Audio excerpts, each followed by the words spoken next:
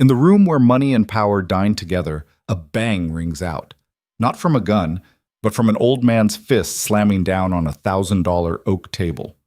Don Alessio Carbone, the man even the police wouldn't look directly in the eye, is trembling with rage.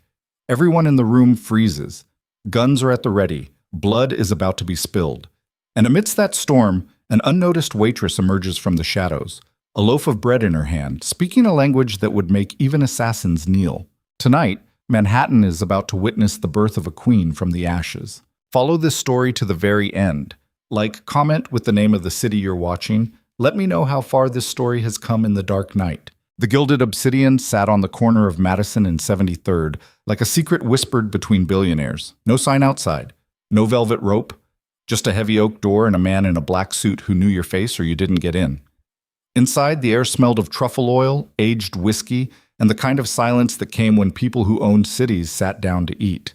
Mara Varelli had been invisible here for 3 years. She moved between tables like smoke, refilling water glasses before they were empty, clearing plates before the last bite was swallowed. Her uniform was black, plain, forgettable. Her hair tied back so tight it gave her headaches. She kept her eyes down, her mouth shut, and her tips decent enough to cover rent in a Bronx walk-up where the heat only worked on Tuesdays. That was the deal. You worked at the Obsidian, you didn't ask questions. You didn't look too long. You sure as hell didn't speak unless spoken to. Tonight was supposed to be like every other night. It wasn't. Mara felt the shift before she saw it. The dining room had a rhythm, low conversation, the clink of silverware, the occasional murmur of laughter that never got too loud. But now there was a hitch in that rhythm, a pause, like the whole room took a breath and forgot to let it out. She was carrying a tray of empty glasses when she saw him. Don Alessio Carbone. Everyone in New York knew the name, even if they pretended not to. Alessio was old guard Sicilian, the kind of man who built empires on handshakes and buried enemies in silence. He was in his 70s now, white-haired and thin, but his eyes were still sharp enough to cut. He sat at the corner table, the one with the view of the entire room and both exits. His son, Rico, sat across from him, younger, leaner, quieter. Dangerous in a different way. The table next to them was occupied by a man Mara didn't recognize.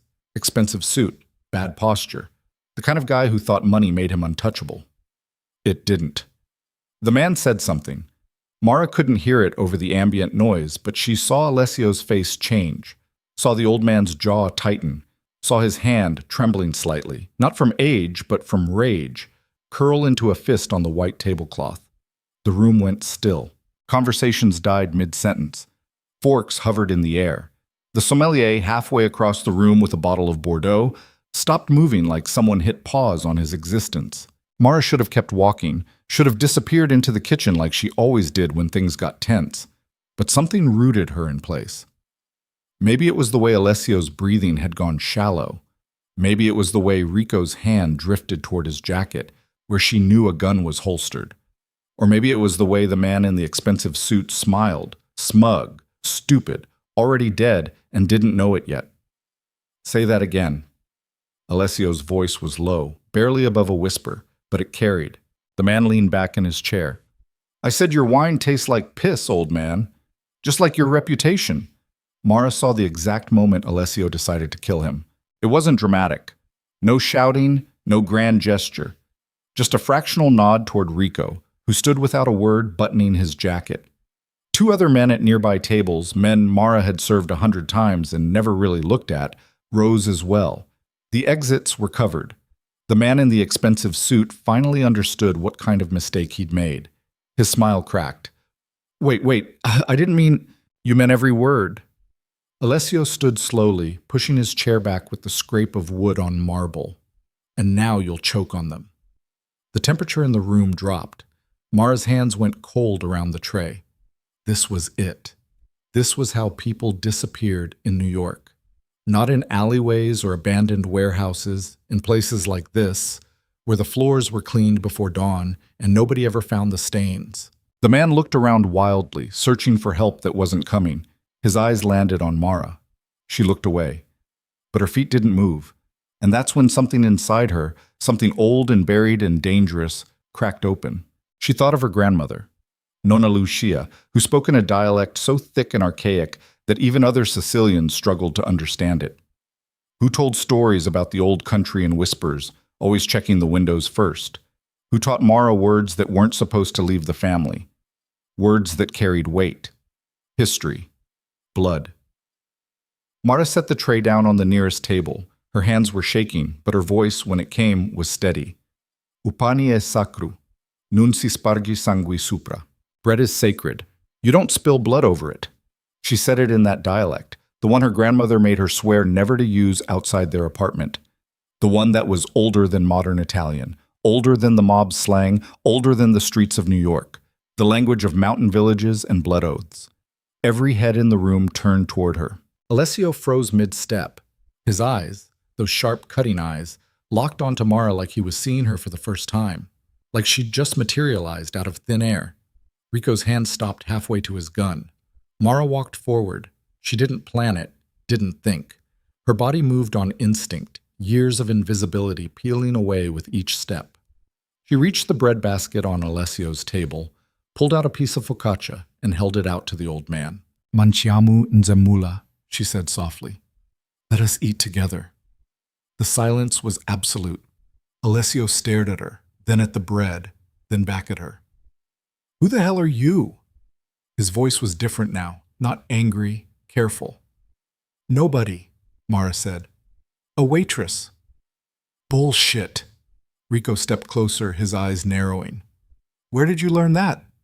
My grandmother. What's her name? Mara hesitated. This was the line. Once she crossed it, there was no going back to invisible. No more quiet nights and decent tips. No more safety in being forgotten. Lucia Virelli, she said. Alessio's face went pale. He took the bread from her hand slowly, like it might explode, tore it in half, offered her one piece and kept the other. His fingers were trembling again, but not from rage this time. Sit, he said. Mara sat. The man in the expensive suit was forgotten. He stumbled out of his chair and bolted for the exit. Nobody stopped him. Nobody cared. The whole room was watching Mara and Alessio share bread like it was a coronation. Rico remained standing, his jaw tight. Papa, what are you— Shut up! Alessio didn't look at his son. He was still staring at Mara. Lucia Virelli. I knew that name once, a long time ago. She raised me, Mara said, after my father died. Your father? Alessio leaned back in his chair. What was his name? Dante Virelli. The old man closed his eyes. When he opened them again, there was something dangerous swimming in their depths, something that looked like grief wrapped in barbed wire. U fantasma, Alessio whispered. The ghost. Mara's heart kicked against her ribs. Nobody had called her father that in 20 years. Nobody was supposed to remember. You knew him. I killed him. The words hung in the air like a noose. Mara's vision tunneled. Her pulse roared in her ears. Every instinct screamed at her to run, to grab a knife, to do something, but her body wouldn't move. She was locked in place, staring at the man who just confessed to murdering her father over a piece of bread. Why? Her voice came out flat, dead. Because I was told he was a traitor. Alessio's expression didn't change. Because evidence was presented. Because I believed it. And now? The old man looked at her for a long time. Now, I'm not so sure. Rico stepped between them, his hand finally resting on the gun under his jacket. Papa, we need to go. Now. But Alessio waved him off. Sit down, Rico. This is insane. Sit down. Rico sat, but he didn't take his eyes off Mara. Alessio folded his hands on the table. Your father was one of mine, one of the best. Smart, careful, loyal. And then one day, money went missing. A lot of money. A recording surfaced, his voice, talking to the feds, offering names. The evidence was clean, too clean. So you killed him. Mara's voice was still flat, but something hot and sharp was building behind her sternum. I gave the order. Someone else pulled the trigger. Who? That doesn't matter anymore. It matters to me. Alessio tilted his head, studying her. You've been carrying this a long time. 20 years. And what do you want? Revenge? Mara thought about it. Really thought about it. She'd spent 2 decades imagining this moment, what she'd say, what she'd do if she ever met the man responsible. But now that she was here, sitting across from him, sharing bread like they were family, she realized revenge wasn't what she wanted. She wanted the truth. I want to know what really happened, she said. Alessio smiled. It was a sad, brittle thing. So do I. Rico slammed his hand on the table. This is a setup. She shows up out of nowhere, speaks the old tongue, drops her father's name. This is a play. From who? Alessio asked calmly. The Irish, the Russians, hell, the feds for all we know. Rico's eyes burned into Mara. She's bait. She's Lucia's granddaughter. You don't know that. I do. Alessio's voice was final. Lucia had a scar, right here. He tapped the side of his neck. From a kitchen accident when she was a girl. I'd bet my life her granddaughter has the same one. Mara's hand moved to her neck before she could stop it. The scar was small, barely visible under her collar. She'd had it since she was 5, boiling water, her grandmother's tiny kitchen in Palermo before they came to America. Rico's face hardened. Alessio nodded slowly. See? Blood doesn't lie. Blood gets people killed, Rico said. So does ignorance. The old man stood, buttoning his jacket. We're taking her with us. Mara's stomach dropped. Wait. You wanted the truth. The truth is dangerous. You stay here, you're dead by morning. Alessio looked at her like she was a child who needed things explained in small words. Your father was called the ghost for a reason. He knew things, saw things. If someone framed him, they did it because he was close to something they couldn't afford him finding. That same someone just watched you speak the old tongue in a room full of witnesses. They know you're his daughter now. They know you're a thread that could unravel everything. Mara's mouth went dry. I'm a waitress. Not anymore. Rico was already moving, pulling out his phone, speaking in low, rapid Italian. Other men in the room stood, forming a perimeter. The Obsidian staff had vanished into the kitchen like they'd been trained for this. Maybe they had been. Mara looked at the door. She could run. Probably wouldn't make it 10 steps, but she could try. Alessio saw the thought on her face. Don't. I'm giving you a choice most people don't get. Die alone and forgotten, or come with me and find out what your father died for. That's not a choice. It's the only one you've got.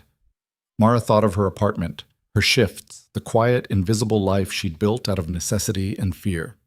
It wasn't much, but it was hers, and it was already gone. She stood. If I do this, I want answers, real ones, not riddles. Alessio smiled again, and this time it had teeth. You'll get them, but first you need to survive the next 48 hours. Why? What happens in 48 hours? The families meet, Rico said, pocketing his phone. Every syndicate in the city, neutral ground. And if word gets out that Dante Varelli's daughter just surfaced, half of them will want you dead before you can talk. And the other half will want to use you as leverage. Rico looked at his father. This is a mistake. Probably, Alessio agreed. But I've made worse. They moved toward the exit, Mara sandwiched between Alessio and Rico, surrounded by silent men in dark suits. The cold night air hit her face like a slap. 2 black SUVs idled at the curb, engines running. Alessio climbed into the first one. Rico gestured for Mara to follow. She hesitated. Last chance to run, Rico said quietly. Mara looked back at the Obsidian. Through the window, she could see the staff cleaning up, resetting tables, erasing all evidence of what had just happened. In 20 minutes, it would be like she was never there, like she'd never existed at all. She got in the car. The door closed. The convoy pulled away from the curb, sliding into Manhattan traffic like sharks into deep water. Mara sat between Alessio and Rico, her hands clenched in her lap, her pulse hammering in her throat. Where are we going? She asked. Somewhere safe, Alessio said. There's no such thing, Rico muttered. They drove in silence for 10 minutes, weaving through streets Mara didn't recognize. The city blurred past, lights, noise, people who had no idea what kind of night she was having. Finally, the SUV pulled into an underground garage beneath a building that looked like every other building in Midtown, except this one had armed guards at every entrance. They took an elevator to the top floor. Mara counted the numbers as they climbed. 32 stories. High enough that jumping wasn't an option. The elevator doors opened onto a penthouse that looked like something out of a Mafia movie. Leather furniture, dark wood, floor-to-ceiling windows overlooking the city, a bar that could stock a nightclub, and everywhere, the quiet hum of danger. "Sit," Alessio said, gesturing to the couch. Mara sat. Rico poured 3 glasses of something amber and expensive. He handed one to his father, one to Mara, and kept the third for himself. He didn't sit, just stood by the window, watching the street below like he expected an army. Alessio settled into the chair across from Mara. "Tell me about your grandmother." "Why?" "Because I need to know if you're lying." Mara took a sip of the drink. It burned all the way down. "She died 6 months ago. Pneumonia. She was 91. "Did she talk about the old country?" "All the time." "Did she talk about your father?" Mara's grip tightened on the glass. "Never. Not once. She said his name was cursed, that speaking it would bring the ghosts." Alessio nodded slowly. "She was protecting you." "From what?" "From men like me." The old man leaned forward, elbows on his knees. "Your father didn't just work for me, Mara. He was family. Not by blood, by choice. He saved my life twice. I trusted him with things I didn't trust my own son with." Rico's jaw tightened, but he didn't say anything. "So when the evidence came," Alessio continued, "when I saw his face on those recordings, heard his voice making deals with people who wanted me dead, it broke something in me. I didn't want to believe it, but the proof was there.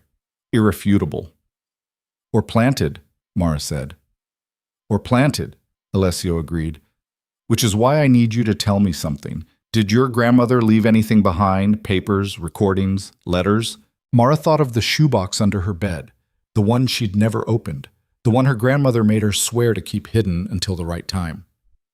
"Maybe," she said carefully. Rico turned from the window. "Maybe isn't good enough." "It's all I've got." Alessio held up a hand, silencing his son. "The meeting in 48 hours. It's not just business. It's a reckoning. Old debts, old grudges. If your father was framed, the person who did it will be in that room. And if they see you, if they realize you're alive and looking for answers, they'll kill me," Mara finished. "They'll try." "So what do you want me to do?" Alessio smiled. "I want you to walk into that room like you own it. I want you to stand in front of every family, every boss, every killer in this city, and I want you to tell them who you are." Mara stared at him. "That's suicide. That's power." Alessio's eyes glittered. "Your father was called the ghost because nobody ever saw him coming. He moved through our world like smoke. And when he died, his secrets died with him. But you're not a ghost. You're flesh and blood. You're proof that the past isn't buried, and that scares them." "It should scare you too," Rico said. Alessio ignored him. "Will you do it?" Mara looked down at her hands. They were shaking again. She thought about her father, a man she barely remembered. Thought about her grandmother, who spent 91 years looking over her shoulder. Thought about the shoebox under her bed and the life she'd just walked away from. "I need to get something first," she said. "Where?" "My apartment." Rico shook his head. "No way. If they're watching you, then they already know where I live." Mara met his eyes. "I need that box." Alessio studied her for a long moment. Then he nodded. "Rico, take 2 men. In and out. 5 minutes." "Papa, now." Rico's face was stone, but he pulled out his phone. 5 minutes, he said to Mara. "If you're lying, if this is a setup, I'll kill you myself." "Understood." They took a different car this time. Mara sat in the back, wedged between 2 men who smelled like gun oil and cologne.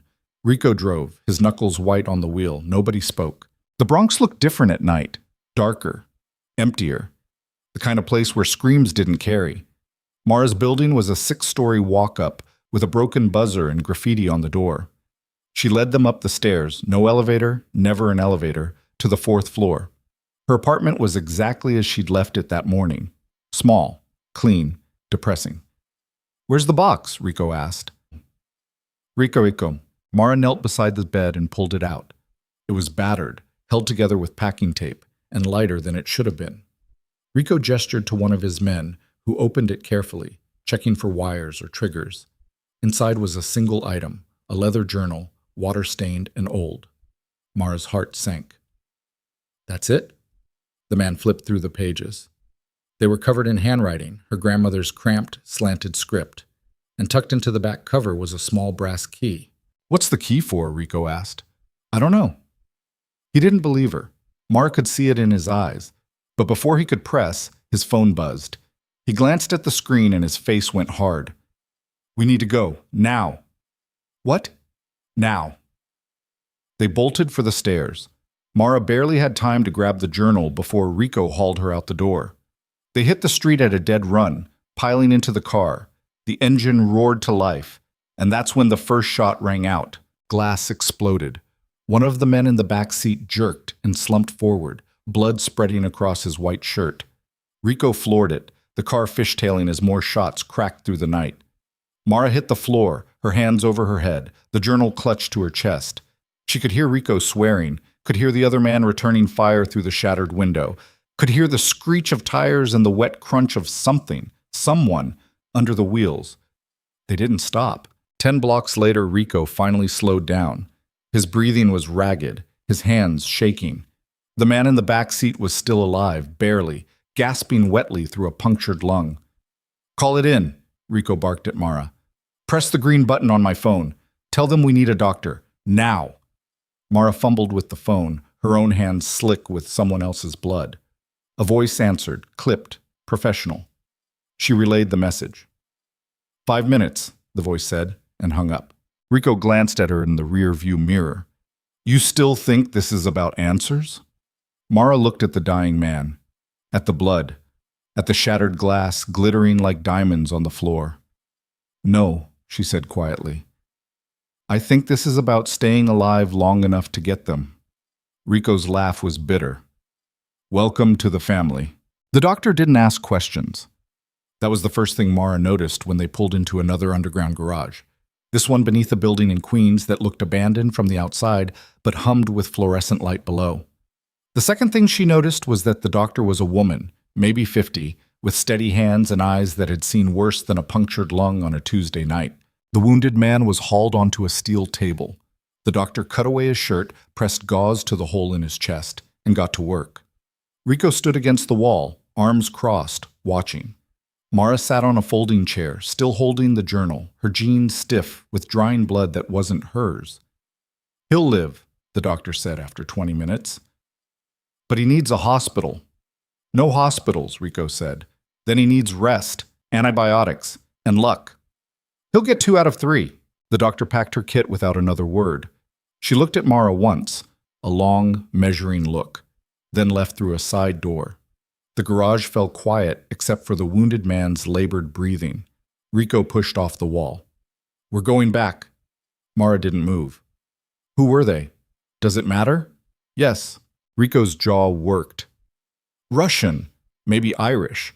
Could be someone local who got paid enough not to care. He pulled out his phone, scrolled through messages.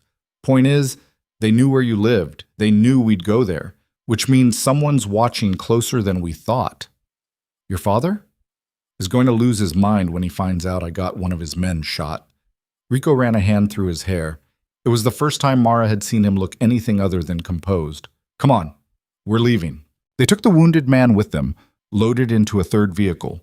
This one a nondescript van with medical equipment bolted to the walls. The man was unconscious now, his face gray. Mara sat across from him, watching his chest rise and fall in shallow, uneven rhythms. What's his name? She asked. Rico glanced at her from the driver's seat. Why? Because he got shot keeping me alive. I should know his name. Tommy. Tommy what? Just Tommy. Rico's eyes flicked to the rearview mirror. Don't get attached. This life, people come and go. You start remembering names. It hurts more when they don't come back. Mara looked down at the journal in her lap. Is that what happened with my father? You all just forgot his name? The van swerved slightly. Rico corrected it, his knuckles white again. Your father, he said slowly, was before my time. I was 16 when he died. But I heard the stories. Everyone did. What kind of stories? The kind that make you wonder if the man was real or just a legend people made up to scare each other. Rico turned onto the highway, merging into sparse late-night traffic. They said he could walk into a room full of cops and walk out with their files, that he knew every secret in the city and never wrote any of them down, that he could disappear so completely even my father couldn't find him when he wanted to. Then how did your father kill him? Rico was quiet for a long time. That's the part that never made sense. The penthouse was different when they returned. More people. More guns. Alessio sat in the same chair, but now there were 4 men flanking him, all of them watching Mara like she might explode. The old man looked tired, older than he had 2 hours ago. "Tommy?" he asked. "Alive," Rico said. "Stable." Alessio nodded once, then his eyes shifted to Mara. "The box?" She held up the journal. "That's it? And this?" Mara pulled out the brass key. It was small, old, unmarked, the kind that could open anything or nothing. Alessio took it from her, turning it over in his fingers. "No label, no number." "My grandmother didn't leave instructions," Mara said. "Just the box and a warning to keep it hidden until I knew what to do with it." "And do you?" "No." Alessio handed the key to one of his men. "Run it. Every bank, every locker, every safe deposit box in the city. I want to know what it opens." The man disappeared. Rico poured himself another drink. "We need to talk about the meeting." "Not yet." "Papa, she's a target now. Walking her into a room full of—" "I said not yet." Alessio's voice cracked like a whip. The room went silent. He looked at Mara. "The journal. What's in it?" Mara opened it carefully. The pages were brittle. The ink faded in places. Her grandmother's handwriting covered every inch, dense, cramped, obsessive. It was written in the same archaic Sicilian dialect Mara had spoken at the Obsidian. "It's a diary," she said, "from before I was born, before we came to America." "Read it." Mara flipped to a random page and started translating aloud. The words came slowly at first, rusty from disuse, but then the rhythm took over. She read about her grandmother's life in a village so small it didn't have a name on any map, about feuds that lasted generations, about men who ruled through fear and women who survived through silence. And then, near the middle of the journal, a name appeared. Alessio Carbone. The old man straightened. Mara kept reading. He came to the village in 1962, young, angry, running from something in Palermo. My grandmother gave him shelter. Her family fed him, hid him from the men who were hunting him. And when he left, he swore a debt. Alessio's face had gone pale. "I remember." "She writes that you promised to protect her family, forever." "I did." "Then why is my father dead?" The question hung in the air like smoke. Alessio didn't answer. He just sat there, staring at Mara, and for the first time since they'd met, he looked like what he was, an old man carrying too many bodies. Rico set his glass down hard. "This is manipulation. She shows up, speaks the language, pulls out a convenient diary that just happens to mention a debt from 60 years ago. It's not convenient," Mara snapped. "It's the truth. Your truth, not mine." "Then what's yours?" Mara stood, the journal clenched in her fist. "Your father swore to protect my family, and then he killed my father.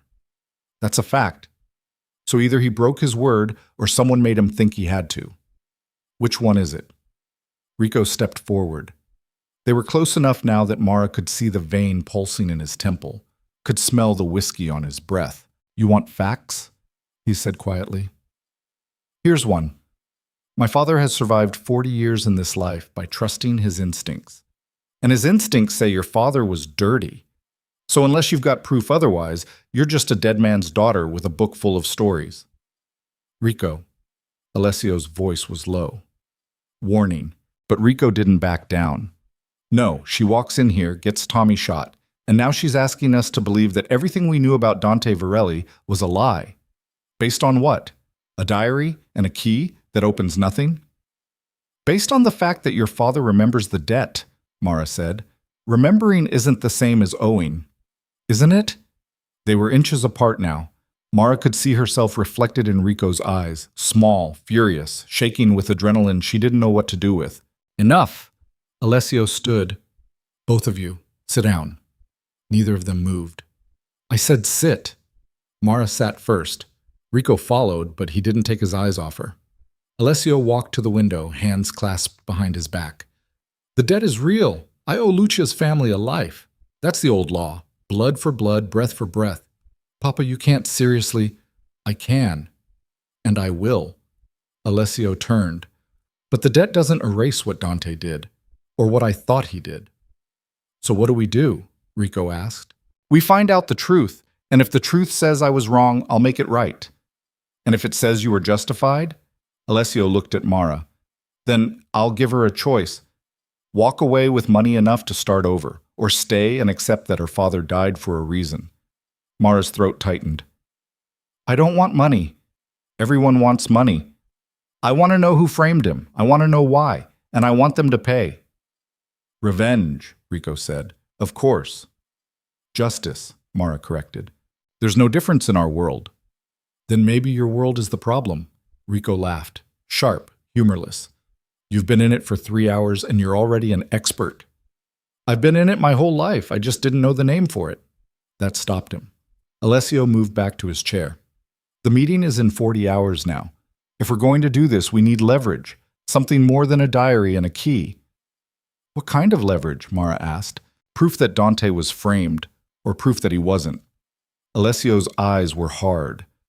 Either way, we need certainty, because walking into that room with questions will get us all killed. One of the men who'd left earlier returned, slightly out of breath. Boss, the key. You found something? Maybe. It's old, pre-digital. Matches the profile for a safety deposit box, but the registry's been scrubbed. Whoever set it up didn't want it found. Can you narrow it down? 3 banks, all in Brooklyn. We can hit them tomorrow. Alessio nodded. Do it. Take Rico. And her. Papa? She comes. If it's a trap, better to spring it on our terms. Rico's face was stone, but he didn't argue. Mara felt exhaustion creeping in at the edges. She'd been awake for 20 hours, survived a shooting, and upended her entire life. Her body was screaming for sleep, but her mind wouldn't shut down. Where do I stay? She asked. Alessio gestured to one of the men. Show her the guest room. Post someone outside. To keep people out or keep me in? The old man smiled faintly. Both. The guest room was more luxurious than any place Mara had ever lived. King-sized bed, marble bathroom, a view of the city that probably cost more per month than she made in a year. But the door locked from the outside and she could hear footsteps in the hallway. A guard. Or a warden, depending on how you looked at it. She sat on the edge of the bed, still holding the journal, flipped through it slowly, looking for more mentions of her father. There weren't many. Her grandmother had been careful, paranoid. Most entries were mundane, grocery lists, weather observations, complaints about the neighbors. But near the end, dated 3 months before her death, there was a passage that made Mara's blood run cold. They're asking questions again. About Dante. About what he knew. I told them nothing, like always. But they're getting bolder. One of them followed me to the market yesterday. A young man with pale eyes. He didn't speak, just watched. I think they know I kept something. I think they know about the key. If they come for me, I won't fight. I'm too old, too tired. But Mara, my beautiful girl, if you're reading this, it means I'm gone. And it means you have to finish what your father started. The truth is in the box. Not this one. The other one. The one only the key can open. Find it, use it, and don't trust anyone who tells you they're trying to help. In our world, help always comes with a price. Mara read it 3 times. Her hands were shaking again. The other box. There was another box. A knock on the door. She shoved the journal under the pillow. Yeah? The door opened. Rico stood there, still in the same blood-flecked shirt, looking as exhausted as she felt. Can't sleep? He asked. Can you? Haven't slept right in 10 years. He leaned against the doorframe. Listen, about earlier, I wasn't trying to. Yes, you were. Rico's mouth twitched, almost a smile. Yeah, I was. Why? Because my father sees a ghost in you. And ghosts make people do stupid things. I'm not a ghost. You're close enough. Rico crossed his arms. Your father disappeared people. Did you know that? It was his specialty. Someone needed to vanish, not killed, not exiled, just gone. They called Dante. And he'd make it happen. No trace, no trail, like they never existed. Mara's stomach turned. That's not... It's true. I've seen the files. The ones that still exist, anyway.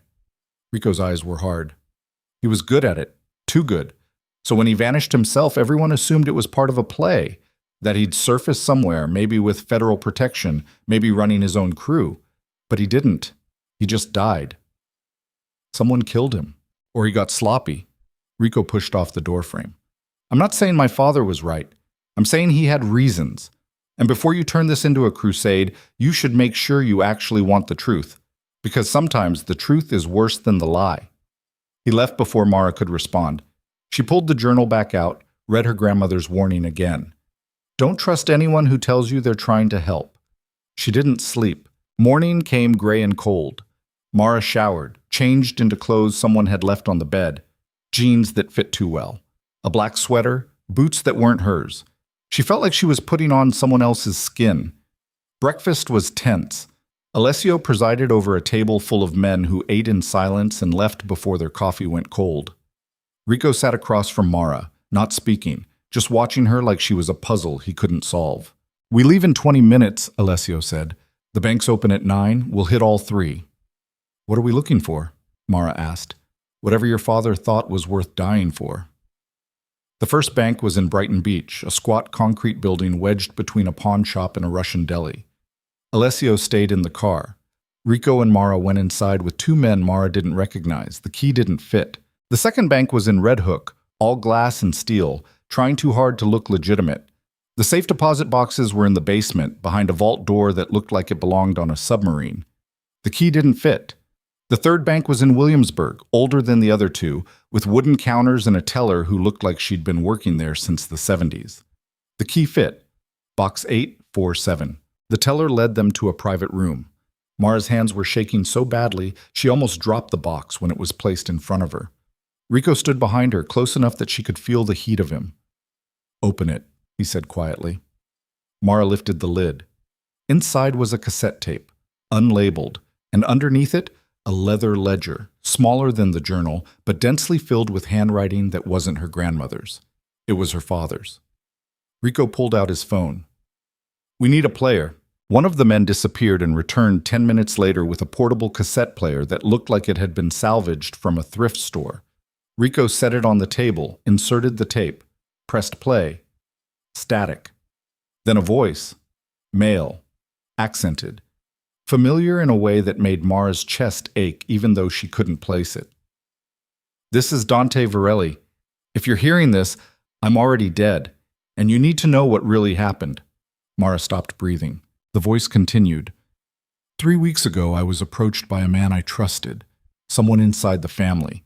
He told me there was a leak, someone feeding information to the Irish, trying to start a war. He said Alessio suspected me, that I needed to disappear before the old man made his move. He offered to help, said he'd get me out of the city, set me up somewhere clean. All I had to do was record a confession. Insurance, he called it. Proof that I was cooperating, not running. I was scared, I did it. I recorded myself talking about things I'd never done, deals I'd never made. And the moment I finished, I knew I'd made a mistake. Sobasko dipur su ochase. Static crackled. His name is... The tape cut out, just silence. Then her father's voice again, distant, like he was farther from the microphone. Coming. If you find this, give it to Alessio. Tell him I'm sorry. Tell him I never... Gunshots. 3 of them. Sharp and final. Then nothing.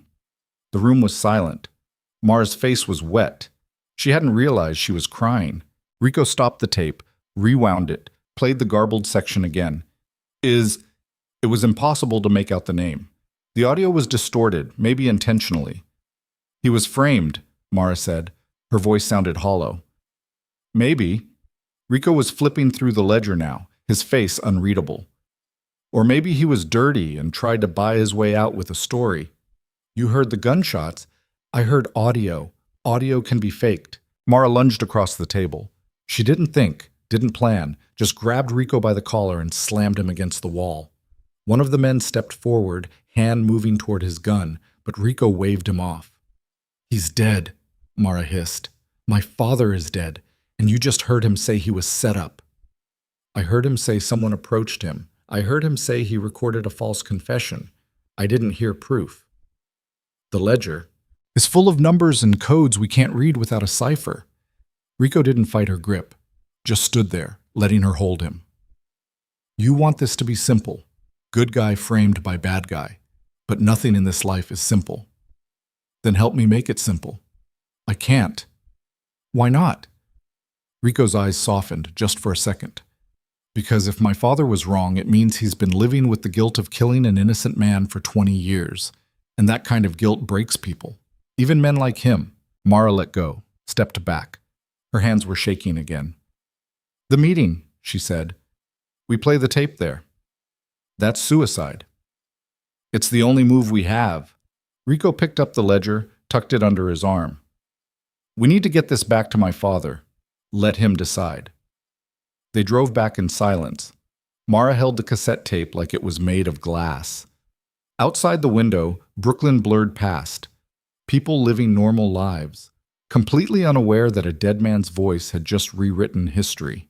Alessio listened to the tape 3 times. He didn't speak, didn't move, just sat in his chair, eyes closed, hands gripping the armrests hard enough to turn his knuckles white. When it was over, he opened his eyes. "Play it again. The part where the name should be." Rico did. The distortion was worse on the penthouse's better speakers. Alessio stood slowly.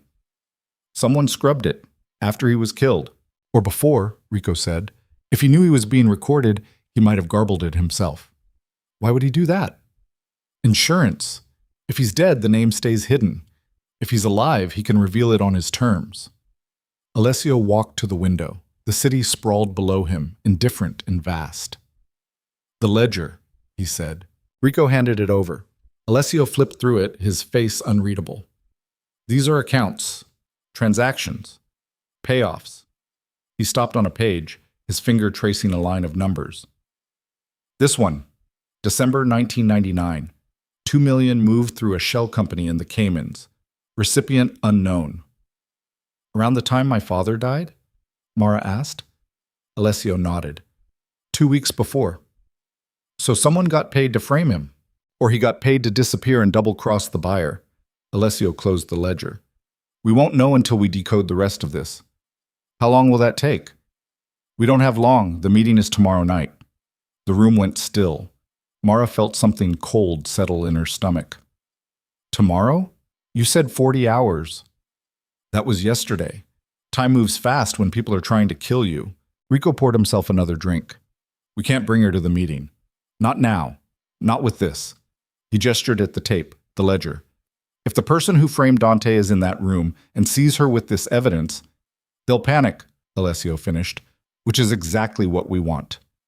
You're using her as bait. I'm using her as leverage." Alessio looked at Mara. "This is your choice. You walk into that room, you stand in front of every family in the city, and you play that tape. You accuse someone powerful, someone dangerous, of murder and betrayal. And you do it without knowing who they are. And if I don't, you walk away. I'll give you money, a new name, a clean start. You disappear, just like your father wanted." Mara thought about her grandmother, about the shoebox and the journal and the 20 years of silence, about the tape and her father's voice saying, "I'm sorry." "What do you want me to do?" she asked. Alessio smiled. It was a terrible smile. "I want you to burn it all down." Rico slammed his glass on the table. "This is insane. She's not trained. She's not protected. She's Dante's daughter," Alessio interrupted. "And in our world, blood is the only currency that matters. They'll listen to her, even if they hate her for it. And then they'll kill her. Only if we let them." Mara's heart was hammering. Every instinct screamed at her to run, to take the money and vanish like her father should have.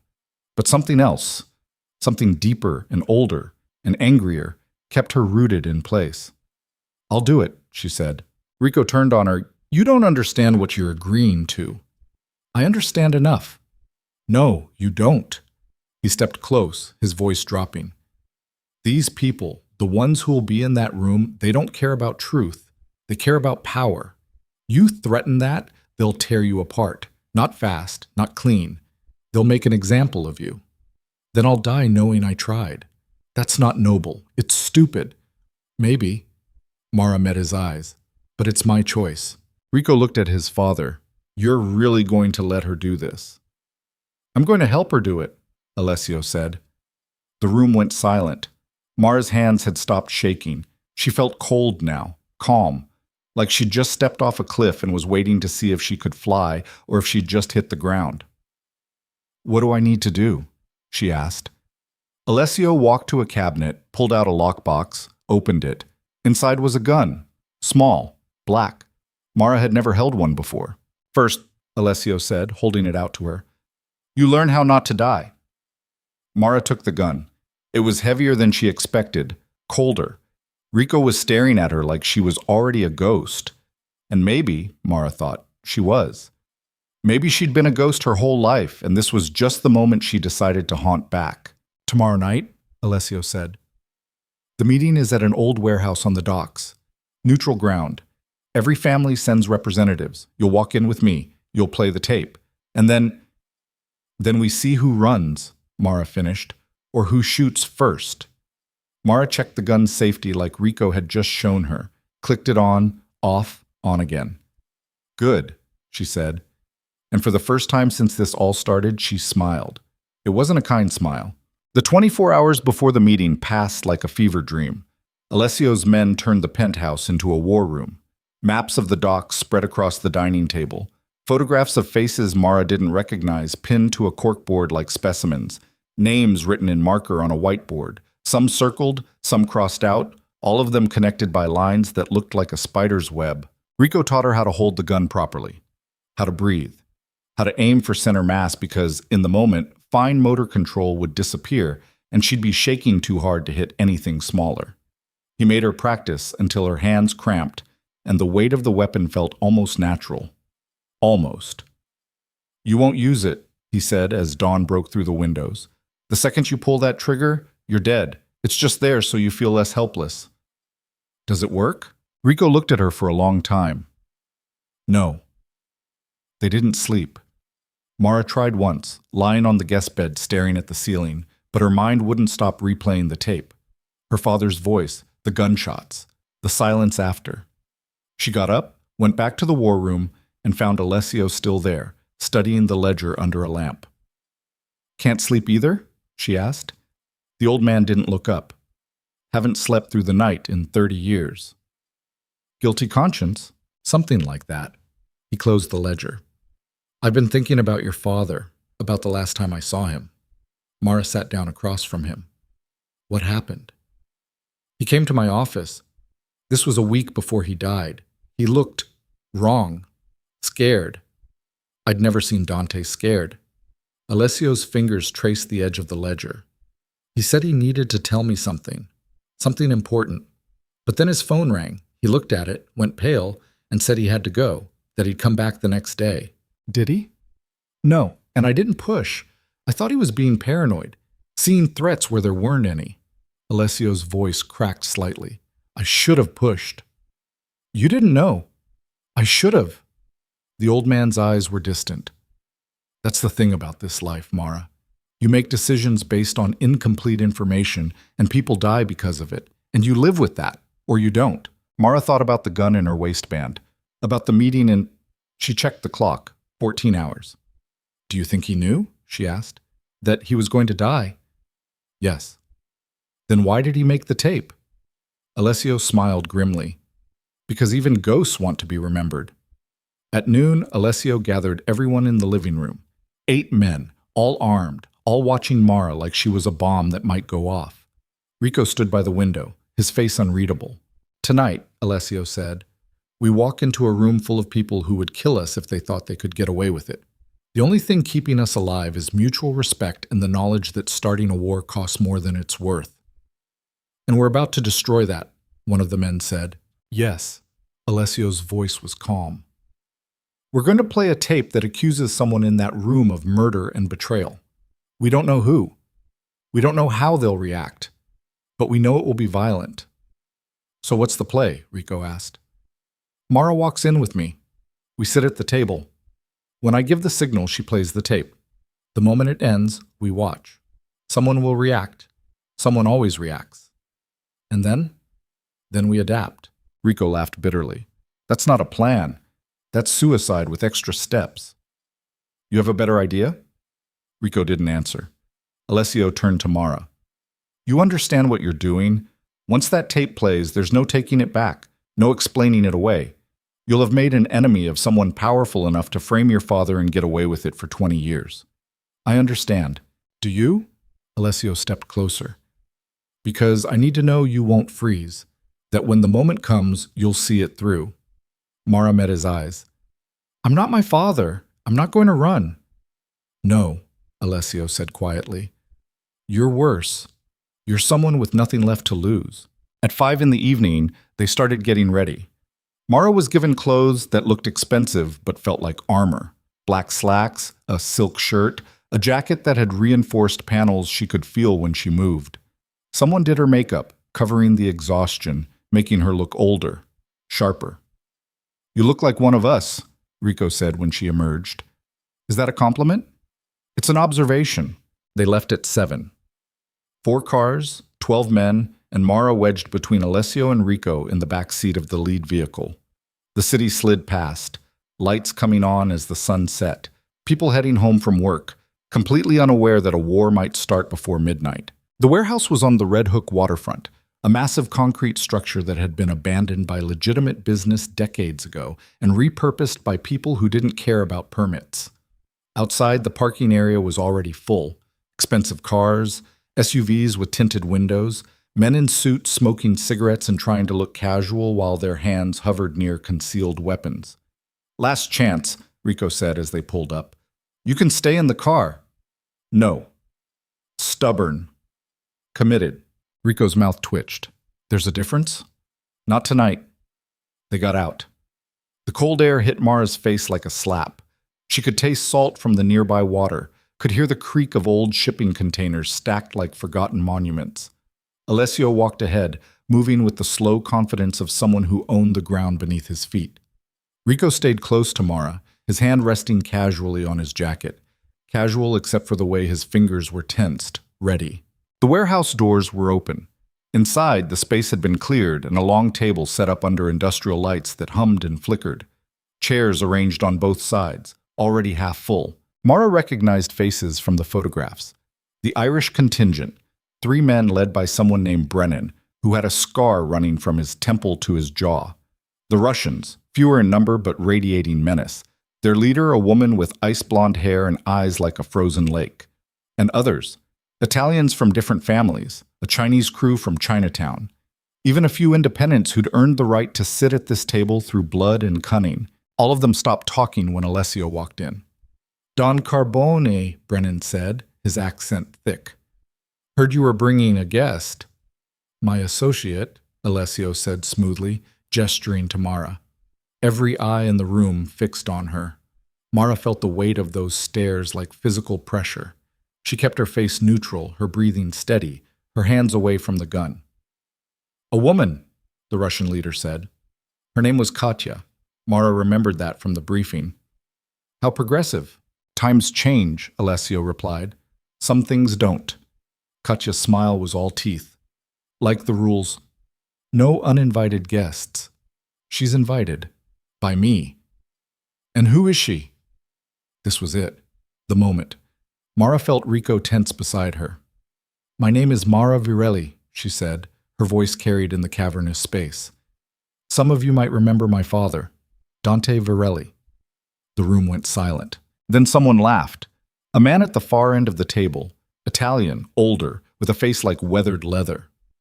The ghost's daughter? You're joking. I'm not. Dante's dead, another voice said. This one belonged to a younger man, American accent, expensive watch. Has been for 20 years. Whatever you think you're going to accomplish by dragging up old history? I'm not here to drag up history, Mara interrupted. I'm here to correct it. Brennan leaned back in his chair. This should be entertaining. Alessio gestured to a chair. Mara sat.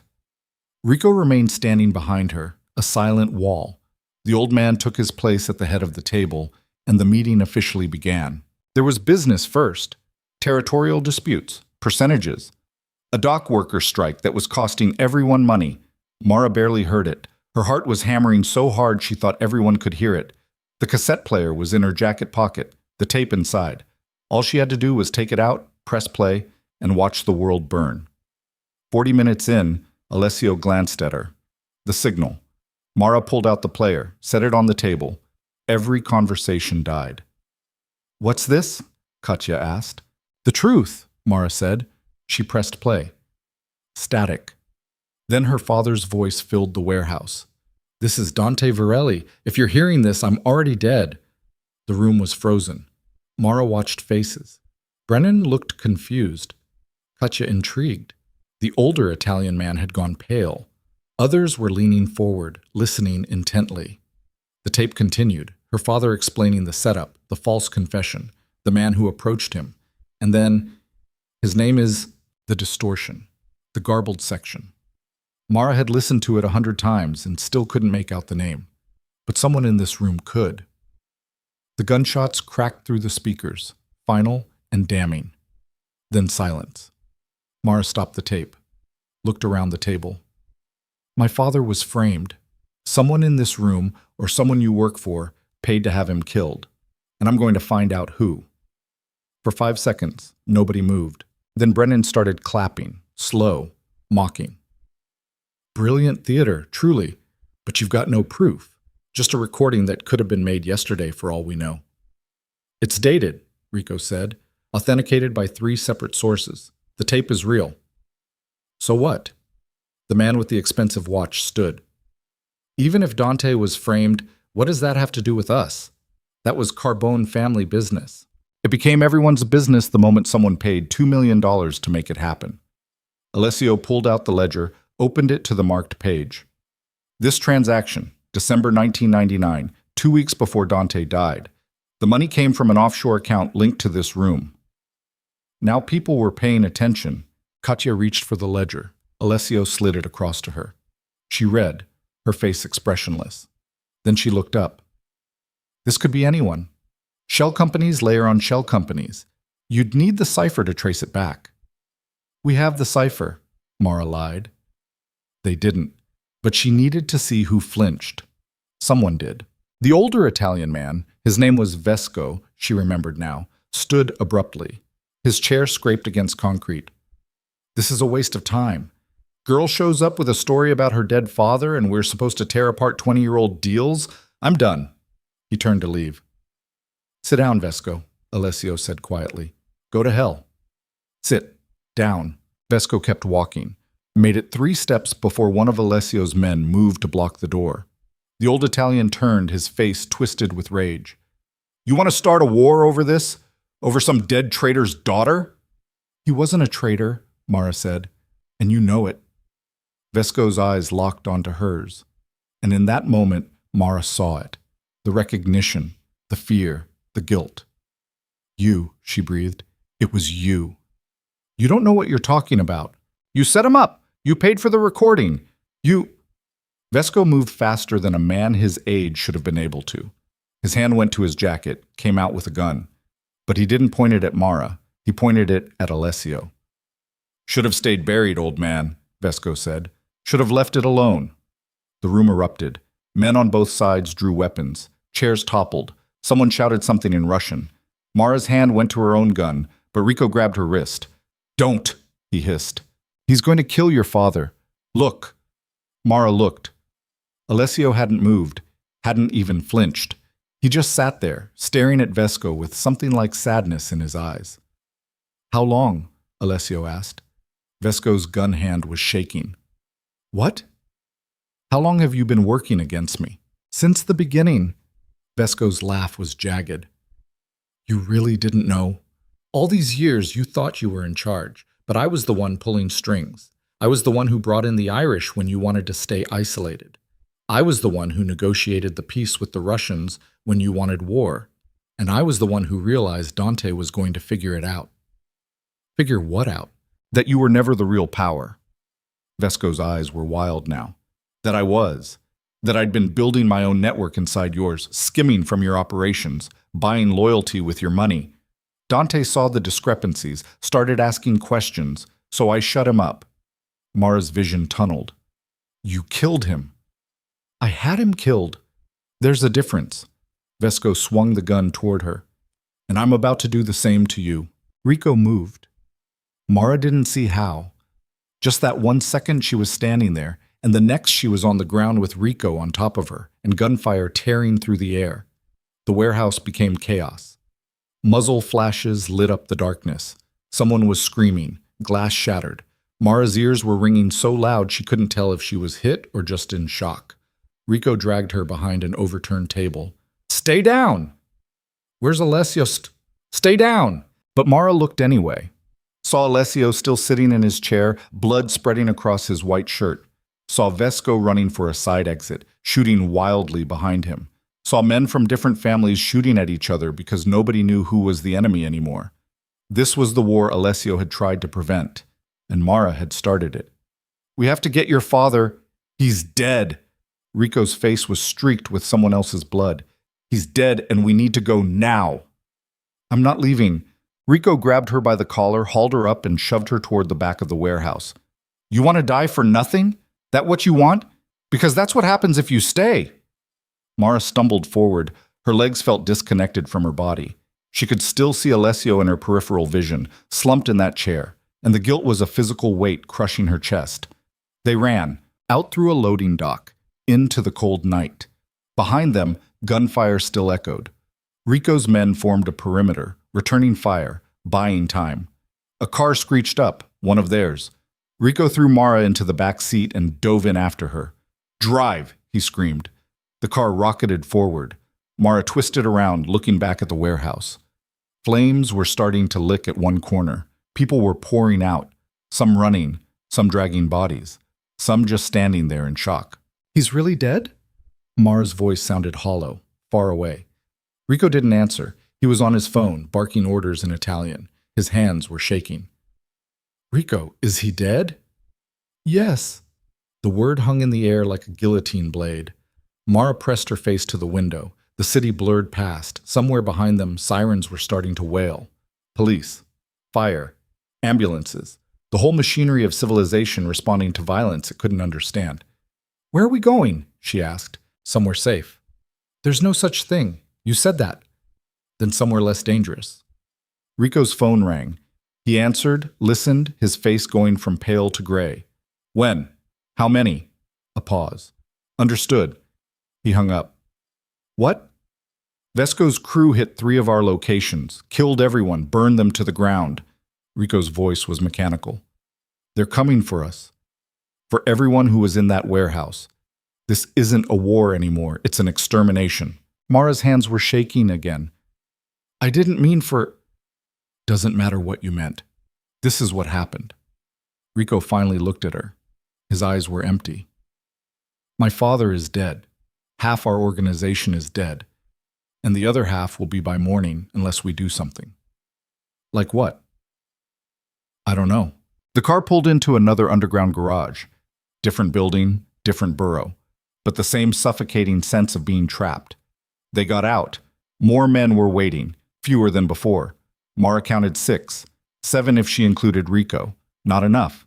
They took an elevator to a mid-level floor, not the penthouse this time. Too exposed. The apartment was smaller, older, with furniture that looked like it hadn't been updated since the 90s. Someone's safe house. Probably someone who was dead now. Rico paced. Mara sat on a couch that smelled like mothballs and old cigarettes. The gun was still in her waistband, digging into her hip. She pulled it out, set it on the coffee table, stared at it. We should leave the city, one of the men said. Get out before... Before what? Rico snapped. Before Vesco finds us? He's got people everywhere. We run, we die tired. So we fight. With what? 6 men? Rico laughed bitterly. We're done. It's over. Mara's phone buzzed. She'd forgotten she still had it. Pulled it out.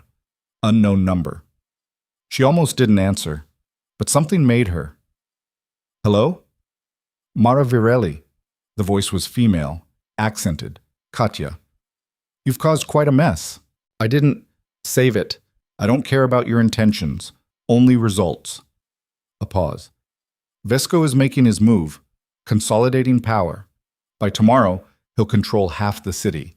By next week, all of it. Why are you telling me this? Because I don't like being lied to, and that's what Vesco did. To Alessio. To your father. To all of us. Katya's voice was cold, clinical. I'm offering you a deal, one time. You help me take him down, I'll make sure you live long enough to see it happen. And if I refuse, then you die in whatever hole you're hiding in, and Vesco wins. Your choice. The line went dead. Mara set the phone down, looked at Rico. Katya wants to meet. It's a trap. Probably. So we're not going. Mara stood, picked up the gun. Yes, we are. That's insane. Everything about tonight has been insane, Mara's voice cracked. Your father is dead because of me. Dante died because someone decided he was inconvenient. And Vesco is still out there, still winning. So yes, we're going to meet with Katya. And yes, it's probably a trap. But I am done hiding. Rico stared at her. You're going to get us all killed. Then die with me or get out of the way. For a long moment, nobody moved. Then Rico picked up his own gun, checked the magazine, chambered around. Where's the meet? He asked. Mara's phone buzzed again. Text message, just an address. Brooklyn Bridge, 20 minutes. Public, smart. Rico looked at his remaining men. Who's with me? 3 of them stepped forward. The other 2 hesitated, then left without a word. Smart. Probably the only ones who'd see sunrise. They took 2 cars this time, less conspicuous. Mara rode with Rico, silence thick between them. The bridge was lit up against the night sky, traffic still flowing despite the hour. Tourists taking photos, couples walking hand in hand, normal people living normal lives. Katya was waiting at the pedestrian walkway, flanked by 4 men who looked like they ate broken glass for breakfast. She wore a long coat against the cold, her blonde hair pulled back, her expression unreadable. You came, she said as they approached. You asked nice, Mara replied. Katya smiled. I like you. Stupid but brave, rare combination. She gestured to the bridge. Walk with me. They walked. Katya's men stayed 20 paces back. Rico stayed 20 paces behind them. Just 2 women walking on a bridge, discussing murder. Vesco made a mistake tonight, Katya said. He showed his hand too early, killed too many people, made it personal. It was already personal. Not like this. Now every family in the city knows he's been playing both sides, that he's been skimming from all of us. Katya stopped, leaned against the railing. Below, the water was black and infinite. I can give you Vesco, but I need something from you first. What? The ledger. The real one. Not the copy Alessio showed us. I know he kept the original hidden, and I know you know where it is. Mara's stomach dropped. Don't lie to me. Katya's voice was still calm, but there was steel underneath. Your father kept records. Alessio kept records. And somewhere in all those records is proof that Vesco has been stealing from every operation in this city for 20 years. I want that proof. And in exchange, I'll give you Vesco's location. And then what? You expect me to kill him myself? I expect you to do what you came here to do. Katya turned to face her fully. Revenge. Justice. Whatever you want to call it. But you want him dead as much as I want him exposed. So we help each other. Or you're setting me up, just like Vesco set up my father. Katya laughed. If I wanted you dead, you'd be in the river already. No, this is business. Clean. Simple. Mara looked back at Rico. He shook his head fractionally. A warning. But Mara was tired of warnings. The ledger is in a storage unit, she lied. It wasn't. It was still in the car, but she needed leverage. I'll give you the location after Vesco is dead. That's not how this works. That's exactly how this works. Mara stepped closer. You don't trust me. I don't trust you, but we both want the same thing. So here's the deal. You tell me where Vesco is. I kill him. Then you get the ledger. Katya studied her for a long moment. You're serious? Yes. You've never killed anyone. There's a first time for everything. Katya's smile was slow and dangerous. Perhaps I underestimated you. She pulled out her phone, typed something, then showed Mara the screen, an address in Staten Island. He's there, in a house he thinks nobody knows about, but I've known for years. was saving it for the right moment. How many men? 8, maybe 10. And you expect me to walk in there alone? I expect you to be creative. Katya pocketed her phone. You have until dawn. After that, he'll move, and you'll never find him again. She walked away without another word. Her men followed. Within seconds, they were swallowed by the crowd. Rico appeared at Mara's side. This is suicide. I know. We're not doing it. Yes, we are. Mara, he killed my father. The words came out louder than she intended. People nearby glanced over. Mara lowered her voice. He killed your father. He destroyed everything, and he's going to get away with it unless we stop him. We're 4 people. He's got 10. Then we need to be smarter. Rico ran a hand through his hair. There's smart and there's possible. This isn't possible. It has to be. Why? Mara didn't have an answer. Or maybe she did, but it was too tangled up in grief and rage and the bone-deep need to make someone pay for all the years of silence and fear. Because if we don't, she said finally, then what was the point? Of the tape, of tonight, of any of it? Rico looked out at the water. My father once told me that revenge and justice look identical until you're standing over the body, and then you realize revenge just leaves you emptier than before. Is that why you're hesitating? I'm hesitating because I don't want to watch you die. The admission hung between them. Mara touched his arm. Then help me live. Rico closed his eyes, opened them. You're going to be the death of me. Probably. Definitely. But he was already pulling out his phone, already calling his remaining men. We'll need equipment, explosives if we can get them, and a lot of luck. How much luck? Rico looked at her. All of it. They spent the next 2 hours planning.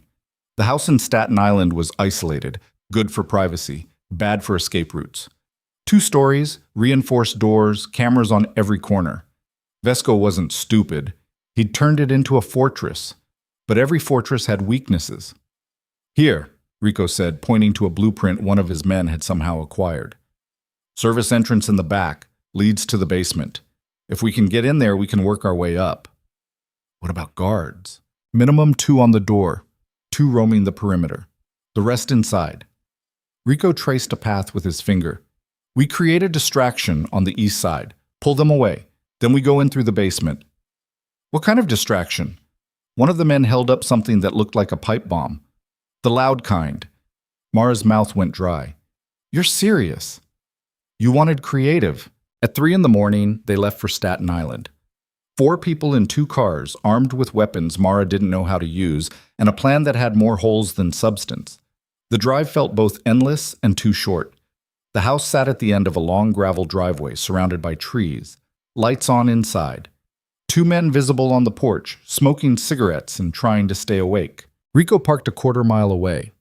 They approached on foot, moving through the underbrush like shadows. Mara's heart was hammering so hard she thought it might crack a rib. You remember the signal? Rico whispered. Yes. And if something goes wrong, run. I know. Rico didn't look convinced, but there was no more time.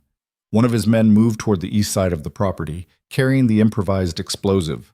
Mara, Rico, and the other man circled toward the back. The service entrance was exactly where the blueprint said it would be. Locked, but not well. Rico produced a set of picks and had it open in 30 seconds. They slipped inside. The basement was dark, damp, and smelled like mold. Mara could hear voices upstairs, footsteps, the clink of bottles, men relaxing, thinking they were safe. They weren't. Rico led them to a stairwell. Mara's hand was on her gun again, slick with sweat. This was it. No going back now. The explosion shattered the night. Shouting erupted upstairs. Footsteps pounded toward the east side. Rico moved immediately, taking the stairs 3 at a time. Mara followed, her breath coming in short gasps. They emerged into a kitchen. Empty. Moved through to a hallway. Also empty. Everyone had gone to check the explosion, except one person. Vesco stepped out of a doorway, gun raised, aimed directly at Mara's head. Knew you'd come, he said. Stupid, stupid girl. Rico started to raise his weapon, but Vesco shifted aim. Drop it, or I kill her, then you, then everyone you've ever cared about. Rico's gun clattered to the floor. Vesco smiled. Better. Now. Mara shot him. She didn't think, didn't aim, just pulled her gun and fired. The recoil nearly knocked her backward. The sound was deafening in the confined space. Vesco stumbled, looked down at the red spreading across his chest, looked up at Mara with something like surprise in his eyes. You. Mara shot him again. He went down hard. His gun skittered across the floor. Mara stood there, her ears ringing, her hands shaking so badly she nearly dropped her weapon.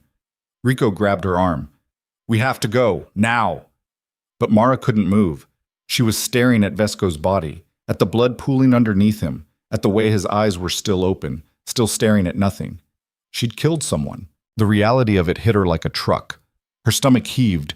She barely made it to a trash can before she threw up everything inside her. Mara, I killed him. Yes, and we need to leave before his men come back.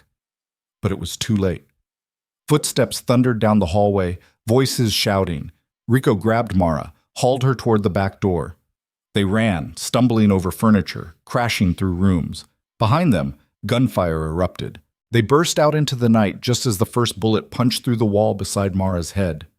Kept running. The car was so far away, too far. More gunfire. Rico grunted, stumbled. Mara grabbed him, kept him upright. I'm fine. You're shot. Doesn't matter. Move. They made it to the tree line, dove into the underbrush just as headlights swept across the driveway. Vesco's men were in full pursuit now, shouting, coordinating. Rico pressed a hand to his side. Blood seeped through his fingers. Go. Not without you. I'm slowing you down. Go. Get to the car. Get out of here. No. Mara? She grabbed his face, forced him to look at her. I'm not losing anyone else tonight. Get up. We're leaving together. For a moment she thought he'd argue. Then he nodded. They moved deeper into the trees, away from the pursuit, away from the lights. Mara had no idea where they were going, just away, always away. Behind them, the shouting faded, but they kept moving, through the dark, through the cold, through the consequences of every choice that had led them here. And somewhere in the distance, dawn was coming. Whether they'd live to see it was another question entirely. They collapsed behind a fallen tree trunk 50 yards into the woods. Rico's breathing was ragged, wet-sounding. Blood soaked through his shirt, black in the darkness. Mara pressed her hands against the wound, felt warmth pulse between her fingers. How bad? She asked. Bad enough. Rico's voice was tight, through and through. Missed anything vital, or I'd already be dead. We need to get you to a doctor. We need to get away from the men with guns first. Behind them, flashlight beams cut through the trees. Voices calling out in Italian, coordinated, professional. These weren't panicked thugs. They were hunters who'd done this before. Mara looked around desperately. The woods were dense, but not infinite. Eventually, they'd be cornered. She pulled out her phone. No signal this deep in the trees. Rico's phone was the same. The car, she said. If we can circle back, they'll have it surrounded by now. Rico grimaced, pressed harder against his wound. We're on foot, in enemy territory, with half of Vesco's crew looking for us. You're saying we're dead. I'm saying the odds aren't good. A flashlight beam swept close, too close. Mara grabbed Rico, hauled him deeper into the underbrush. Thorns tore at her clothes, branches scraped her face. Rico bit back a sound of pain as the movement reopened his wound. They pressed themselves flat against the cold earth. The flashlight passed overhead. Footsteps crunched on dead leaves not 10 feet away. Spread out, someone called. They can't have gone far. The guy was bleeding. More footsteps, moving in different directions, creating a perimeter. Mara's hand found Rico's. His fingers were cold, too cold. When I was 16, he whispered, so quiet she could barely hear. My father took me to the docks, showed me a shipping container. Inside were 3 men who'd tried to steal from him. He made me watch while his crew worked on them. Took hours. When it was done, he looked at me and said, "This is the life. You're born into it or you run from it. But once you're in, the only way out is in a box." Why are you telling me this? Because I chose to stay, and you didn't. But here you are anyway. Rico's grip tightened. If we don't make it out, we're making it out. If we don't, I want you to know it wasn't your fault. Tonight, My father, any of it. Vesco would have made his move eventually. You just forced his hand. That's supposed to make me feel better? No, but it's true. The footsteps were moving away now, voices fading. Mara waited until she couldn't hear anything but the wind in the trees and Rico's labored breathing. Can you walk? She asked. Can I walk or should I walk are different questions. Can you? Rico pushed himself up, using the tree trunk for support. His face was gray, slick with sweat. Yeah, for a while. They moved parallel to the driveway, staying in the tree cover. Mara could see the house through the branches, lights blazing, men moving in and out. No sign of the car. Rico had been right. It was gone or guarded. There! Rico pointed with his chin. Through a gap in the trees, Mara could see a road. Not the main driveway, a service road maybe, or a neighbor's property line. How far? Quarter mile, maybe less. It might as well have been a marathon, but it was their only shot. They started walking. Every step was agony. Not for Mara, though her legs burned and her lungs screamed, but for Rico. She could see it in the way he moved, mechanical and careful, like his body was a machine running on fumes. The blood trail they were leaving would lead Vesco's men right to them, but there was no helping it. Halfway to the road, Rico stumbled, went down hard. Mara caught him before he could hit the ground completely, but his weight nearly took her down too. I need a minute, he gasped. We don't have a minute. Then go without me. Not happening. Mara, save your breath. You're going to need it. She got him upright again, his arm across her shoulders, her arm around his waist. They moved like a single wounded animal, lurching through the darkness. The road appeared through the trees like a miracle, paved, empty, stretching in both directions into nothing. Which way? Mara asked. Doesn't matter. Just move. They turned left for no reason other than it felt right. Started walking down the center of the road, exposed and vulnerable but too exhausted to care. 5 minutes. 10. No cars. No houses. Nothing but asphalt and darkness and the sound of Rico's breathing getting worse. Then headlights appeared behind them. Mara's heart seized. She looked back, squinting against the glare. The vehicle was moving fast, closing the distance. Off the road, Rico said. But there was nowhere to go. Just ditches on both sides and more woods. The vehicle was 50 yards away now, 30, 20. It slowed, stopped beside them. The driver's window rolled down. Katya looked at them with something that might have been amusement. You look terrible. Mara wanted to laugh, or cry, or shoot the Russian woman, maybe all three. What are you doing here? She managed. Cleaning up loose ends. Katya's eyes shifted to Rico. He needs a hospital. He needs to not be dead. Everything else is negotiable. Get in. Mara hesitated. If this is a trap, then you're already dead and don't know it yet. Now get in before I change my mind. They got in. The back seat was leather and smelled like expensive perfume.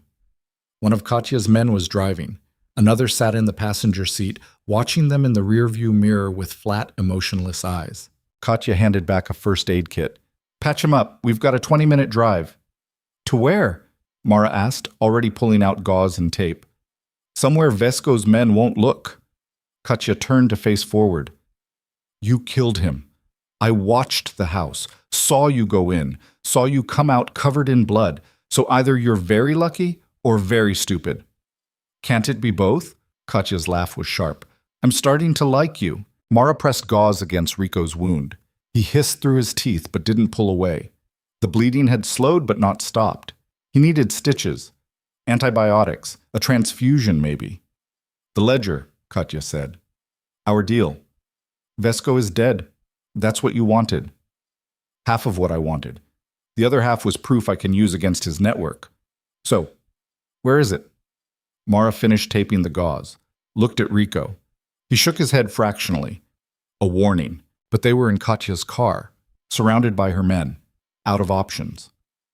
In a storage unit in Queens, Mara lied again. She was getting good at it. I'll give you the address when we're somewhere safe. Katya was quiet for a long moment, then she nodded. Fair enough. They drove through the pre-dawn darkness, leaving Staten Island behind. Mara watched through the window as the city began to wake up. Delivery trucks making their rounds. early commuters heading to the subway. The world continuing like last night hadn't happened, like Alessio wasn't dead, like Tommy wasn't dead, like Mara hadn't put 2 bullets into a man and watched the life drain out of his eyes. Her hands were still shaking. She clenched them into fists, pressed them against her thighs. Rico's hand found hers in the darkness. Squeezed once. She squeezed back. Katya's safe house was in the Bronx, ironically only a few blocks from Mara's old apartment, the one that felt like it belonged to someone else now. A different life. A different person. Inside, the place was sparse but functional. Medical supplies already laid out on a table. A doctor waiting, the same woman from before, the one who'd patched up Tommy. "You again," the doctor said to Rico. "You're making this a habit." "Wasn't planning to." "They never are." She gestured to the table. "Shirt off. Let's see the damage." While the doctor worked, Katya pulled Mara into another room. A small office with a desk and a laptop and walls covered in photographs. Faces. Locations. Red string connecting them like a conspiracy theorist's fever dream. "Vesco's network," Katya said, gesturing to the wall. 3 years of surveillance, wiretaps, financial records, and I still don't have everything. She tapped one photograph, an older man with silver hair and cold eyes. "This is Vincent Calabrese, Vesco's second-in-command. With Vesco dead, he'll take over operations by sunrise." "So kill him too." "It's not that simple. Calabrese is careful, paranoid. He'll already know Vesco is dead. He'll already be moving assets, changing locations, eliminating anyone who might talk." "Then what do you want from me?" Katya turned to face her fully. "I want you to walk into the next family meeting." Mara laughed. It came out bitter. "You're insane.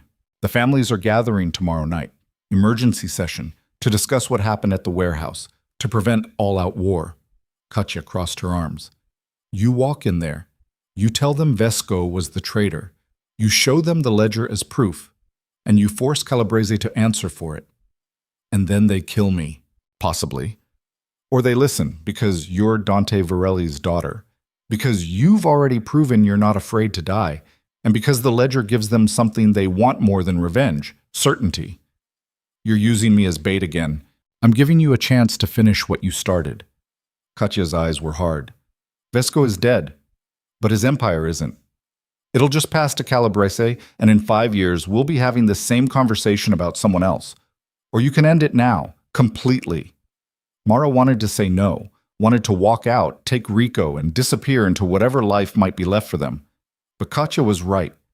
This wouldn't end with Vesco. It would never end unless someone forced it to. "What do I get out of this?" Mara asked.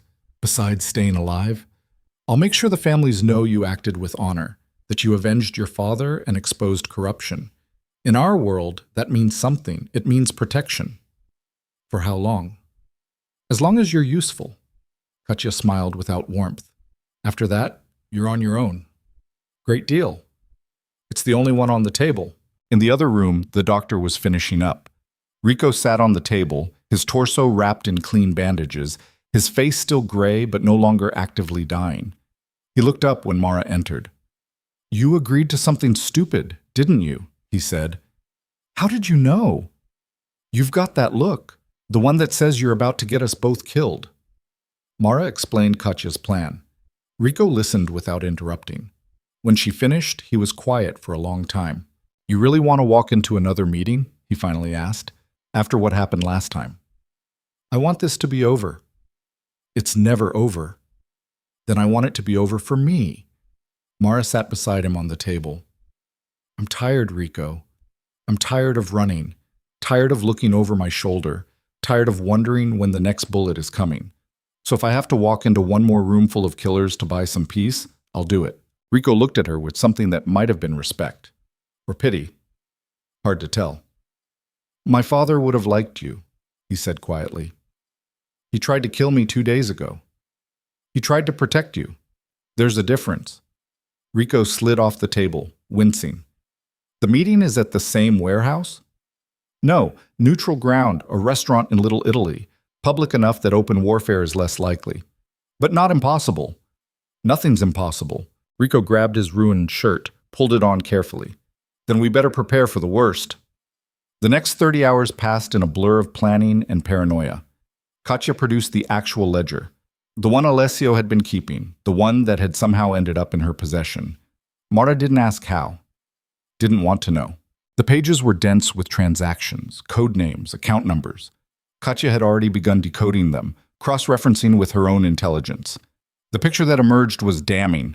Vesco hadn't just been skimming from Alessio, he'd been running a parallel operation, funneling money from every major family in the city, playing them against each other, keeping everyone weak enough that nobody noticed the real predator in their midst.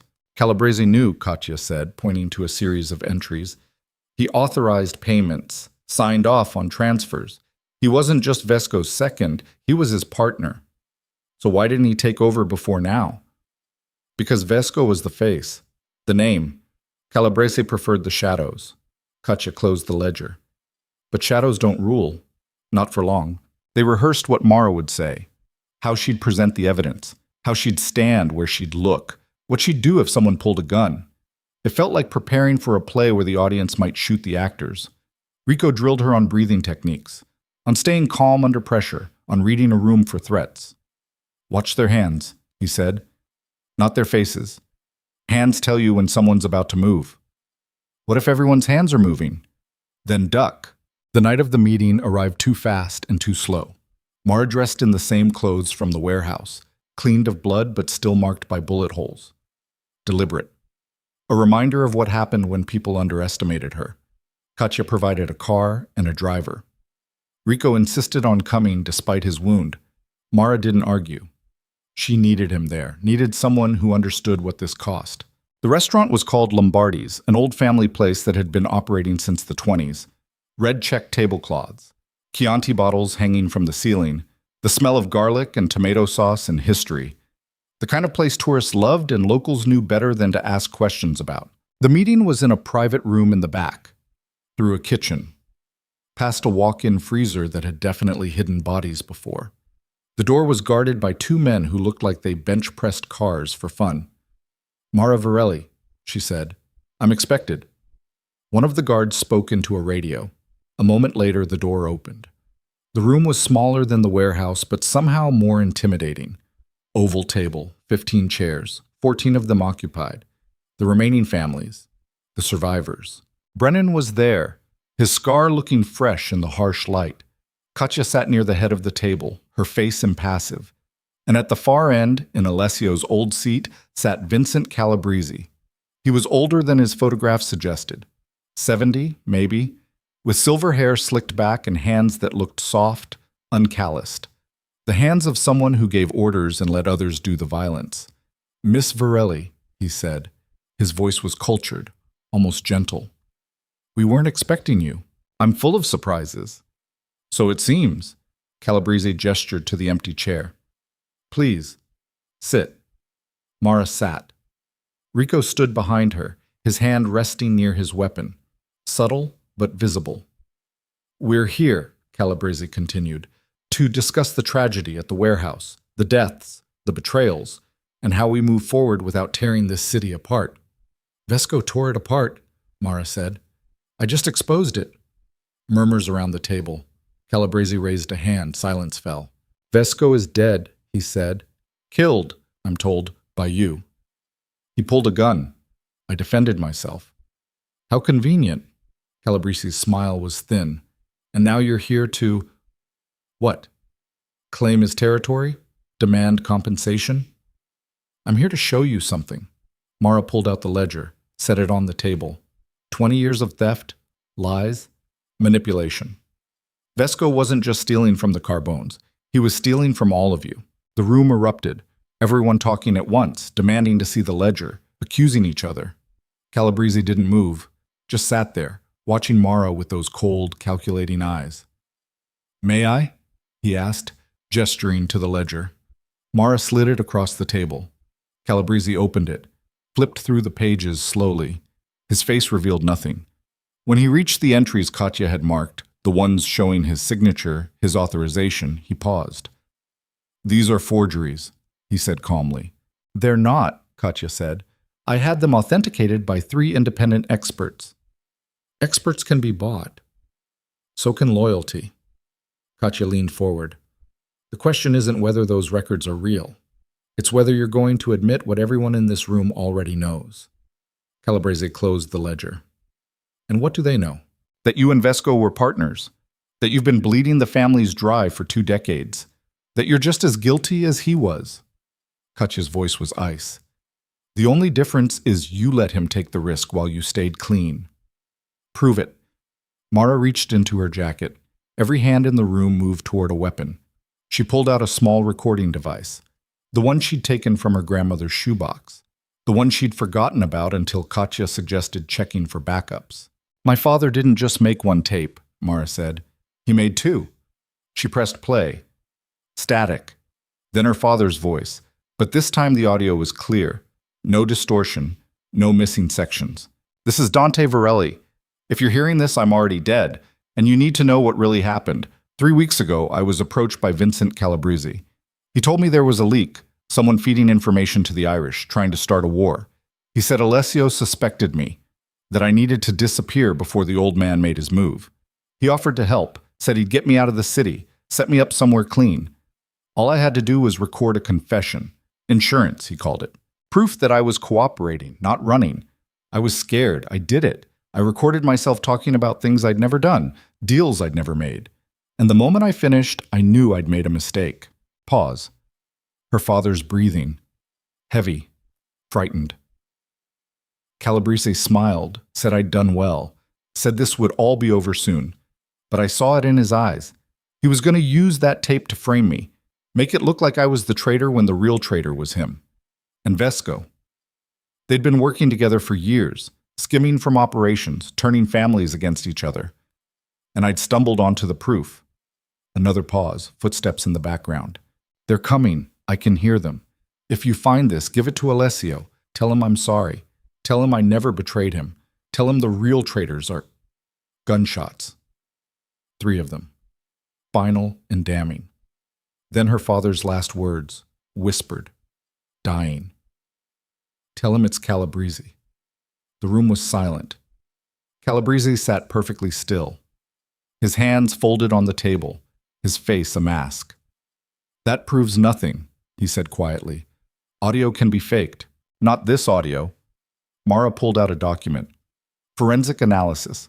Authenticated by the same FBI lab that processes evidence for federal trials. The recording is real. Unedited. Original. She slid it across the table. Calabrese didn't look at it. The FBI, how enterprising. Katya has contacts. I'm sure she does. Calabrese stood slowly. But you've made a mistake, Miss Varelli. You've brought a recording, a document, evidence for a trial. But we're not a court. We're a council. And councils don't operate on evidence. They operate on consensus. He looked around the table. Show of hands. Who believes this girl's story? No one moved. Mara's stomach dropped. Who believes, Calabrese continued, that a frightened waitress killed Vesco in self-defense and is now trying to shift blame to avoid retaliation? 3 hands went up, then 4, then 6. Mara felt the room closing in. You're protecting him, even after hearing, we're protecting stability, Brennan said. Vesco's dead. His operation is fracturing. If we start a war over ancient history, we all lose. This isn't ancient history. This is enough. Calabrese's voice cracked like a whip. You've had your say. You've presented your evidence, and the council has decided. You're to leave the city, tonight. If you're seen again, you'll be treated as an enemy combatant. You can't. I can. And I am. Calabrese sat back down. You killed one of ours. Yes, he was corrupt. Yes, he was a traitor. But he was ours to deal with, not yours. You overstepped, and now you pay the price. Rico's hand went to his gun. Mara grabbed his wrist. Don't, she whispered. They're going to kill us anyway. Not here. Not like this. Katya stood. She leaves under my protection. That's the deal. What deal? Calabrese asked. The one where I don't release copies of that ledger to every federal prosecutor in the state. Katya's smile was razor sharp. You want her gone? Fine. But she goes breathing, and you make sure no one follows. Calabrese stared at her. You're making an enemy. I'm making a point. Cross me and everyone sees the proof. The silence stretched. Mara could feel her pulse in her throat, could feel Rico tensing beside her, ready to start shooting if this went sideways. Finally, Calabrese nodded. She has until dawn. After that, the deal expires. Generous? I'm a generous man, Katya gestured to Mara. Let's go. They walked out. Through the kitchen, past the guards, into the cold night air. Mara's legs felt disconnected from her body. She'd failed. Come so close and failed anyway. That didn't go how you planned, Rico said. No. So what now? Katya led them to the car. Now you disappear. I'll give you money, new identities, passage out of the country if you want it. And Calabrese? We'll have an accident, eventually, but not tonight. Katya opened the car door. Get in. Mara didn't move. He's going to get away with it. For now. That's not good enough. It's what you've got. Katya's eyes softened slightly. You did what you came to do. You killed Vesco. You exposed Calabrese. The rest takes time. I don't have time. Mara pulled out her gun. But I have this. Rico grabbed her arm. Don't. You go back in there. They'll cut you down before you reach him. Then I'll die trying. That's not brave. That's stupid. It's the only move I have left. Mara shook him off, started walking back toward the restaurant. Rico caught up. You're really doing this? Yes. Then I'm coming with you. You can barely stand. So we'll die tired. Rico pulled his gun. Wouldn't be the first time I did something stupid for a woman. Mara almost smiled. There have been others? No, but there could have been. They walked back through the door. The guards tried to stop them. Rico shot one in the knee. Mara pistol whipped the other. They burst into the meeting room. 15 faces turned toward them. 15 hands reached for weapons. Calabrese stood calmly. I gave you a chance to leave. I'm done leaving. Mara raised her gun, aimed it directly at his head. You killed my father. You framed him. You destroyed his name, and you're not going to get away with it. Shoot me and you die. I know. Then why do it? Because some things are worth dying for. Mara's finger tightened on the trigger. And in that frozen moment, with 14 guns pointed at her head, with Rico bleeding beside her, with Calabrese staring at her with those cold, emotionless eyes, she realized something. She didn't want revenge anymore. She wanted to live, wanted to wake up without fear, wanted to eat dinner without checking the exits, wanted to be something other than her father's daughter or her grandmother's legacy or the ghost that killed Vesco. She wanted to be Mara, just Mara. Her hand started to shake. The gun felt impossibly heavy. Calabrese saw it, smiled. You can't do it. I can. Then do it. Mara's vision blurred. Tears. She was crying. When had she started crying? The door behind them exploded inward. Federal agents poured into the room. SWAT team, FBI. Someone was shouting about warrants and freezing and getting on the ground.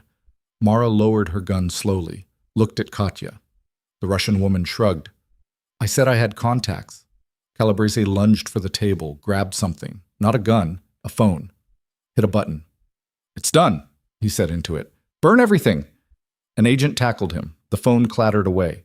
Rico grabbed Mara, pulled her toward the exit. Move! They ran. Again. Explosions. All over the city. Vesco's, Calabrese's, old locations, warehouses, fronts, evidence lockups. Rico's hand was shaking. He's destroying it all. Everything that could connect him to the network. Can they stop him? Not fast enough. Rico looked at her. It's over. Even with the raid, even with the ledger. If the physical evidence is gone, Calabrese walks.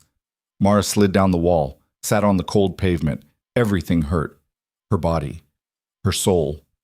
The space where hope used to live. I killed someone for nothing, she said quietly. You killed someone who deserved it. That doesn't make it better. Rico sat beside her. No, it doesn't. They sat there in the alley as the sun started to rise, as the city woke up and began another day. As somewhere across town, Calabrese's lawyers were probably already arranging bail. Mara's phone buzzed. Unknown number. She answered without thinking. Miss Varelli. The voice was male, professional. This is Special Agent Marcus Webb, FBI. I need you to come in for questioning. About what? About everything. A pause. And I need you to bring the other recording. Mara's breath caught. What other recording? The one your father made after Calabrese shot him. The one where he named every corrupt official, every dirty cop, every politician on the take. Webb's voice was urgent. Katya said you have it, that your grandmother kept it, that it's the real insurance policy. Mara thought about the shoebox, about the journal, about the key that had opened a box with one tape. But her grandmother had said there were 2 boxes. I'll call you back, she said, and hung up. Rico was staring at her. What was that? I think my grandmother played everyone. Mara stood. Her legs were shaking. I think she knew exactly what she had, and she's been waiting 20 years for someone to ask the right question. What question? Mara started walking. Where's the second key? They went back to Mara's apartment. The building was still standing, somehow untouched by the night's chaos. Mara took the stairs 2 at a time, ignoring the burn in her muscles. Inside, everything was exactly as she'd left it. Frozen in time. The bed unmade, the dishes in the sink, the life she'd abandoned 3 days ago. She went to the closet, pulled out a box from the very back, old clothes, her grandmother's things, stuff she'd kept meaning to go through but never had. At the bottom, wrapped in newspaper from 2004, was a small wooden box with a keyhole. Mara's hands were shaking again as she pulled out the brass key, the one from the safety deposit box. She'd been carrying it this whole time, never thinking it fit. Inside the wooden box was another cassette tape, and a handwritten note in her grandmother's cramped script. For Mara, when the time is right, finish what he started. Mara held the tape like it was made of glass. This is it. This is what Calabrese was trying to destroy. How do we know? We don't. But there's only one way to find out. They found a tape player in the apartment's junk drawer. Mara loaded the cassette with trembling fingers. Pressed play. Her father's voice. Weaker this time, fading. This is Dante Virelli. I'm dying. Calabrese shot me. 3 times. I don't have long. But I need to say this. I need someone to know. Pause. Wet breathing, the sound of a man drowning in his own blood. The corruption goes deeper than anyone knows. It's not just the families, it's the cops, the judges, the prosecutors. I have names. I have proof. I've been documenting it for years, account numbers, meeting locations, everyone who's on the take. Her father started listing names. Mara didn't recognize most of them, but Rico's face went pale. That's a state senator, he whispered, and that's the police commissioner. The tape continued. More names, more details. A roadmap of corruption that stretched from the streets to the state house. And then, at the very end, if you're hearing this, I'm dead. But the proof lives on. It's in a safe deposit box. Bank of New York. Account number 847-B. The key is with Lucia. Find it. Use it. Burn it all down. Silence. Mara stopped the tape, looked at Rico. Account 847-B, she said. We only opened 847-A. There's another box. There's another box.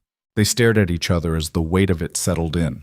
Dante hadn't just left a recording. He'd left a complete case file. Evidence, testimony. Everything needed to destroy not just Calabrese, but the entire network. Mara's phone rang. Webb again. She answered. I found it. Where are you? My apartment, but I'm not bringing it to you. Miss Virelli, not until I have a guarantee, full immunity, for me and Rico Carbone, and protection. I can't promise. Then Calabrese walks. Because without this tape, you have nothing that'll stick. Mara's voice was hard. So here's the deal. You give me what I want in writing, signed by a judge, and I'll give you enough corruption charges to keep prosecutors busy for a decade. Webb was quiet. Then, I'll make the calls. You have 2 hours. Mara hung up. Rico was looking at her with something like admiration. You just extorted the FBI. I learned from the best. My father would have been proud. Your father tried to kill me. Like I said, proud. Rico's smile was weak. What do we do for 2 hours? Mara looked around her apartment, at the life she'd left behind, at the person she used to be. We wait, she said, and we hope Calabrese doesn't find us first. They didn't have to wait long. 40 minutes later, the door exploded inward. The door didn't just open, it disintegrated. The explosion was controlled, shape charge probably, designed to blow the lock and hinges without bringing down the whole frame. Professional. Military grade. Mara hit the floor on instinct, dragging Rico down with her. His wound reopened on impact. She felt his blood, warm and wet, soaking through her shirt. 3 men entered.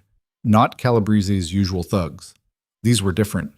Black tactical gear, no visible faces. Moving with the precision of people who'd done this 100 times before. Contractors. Mercenaries.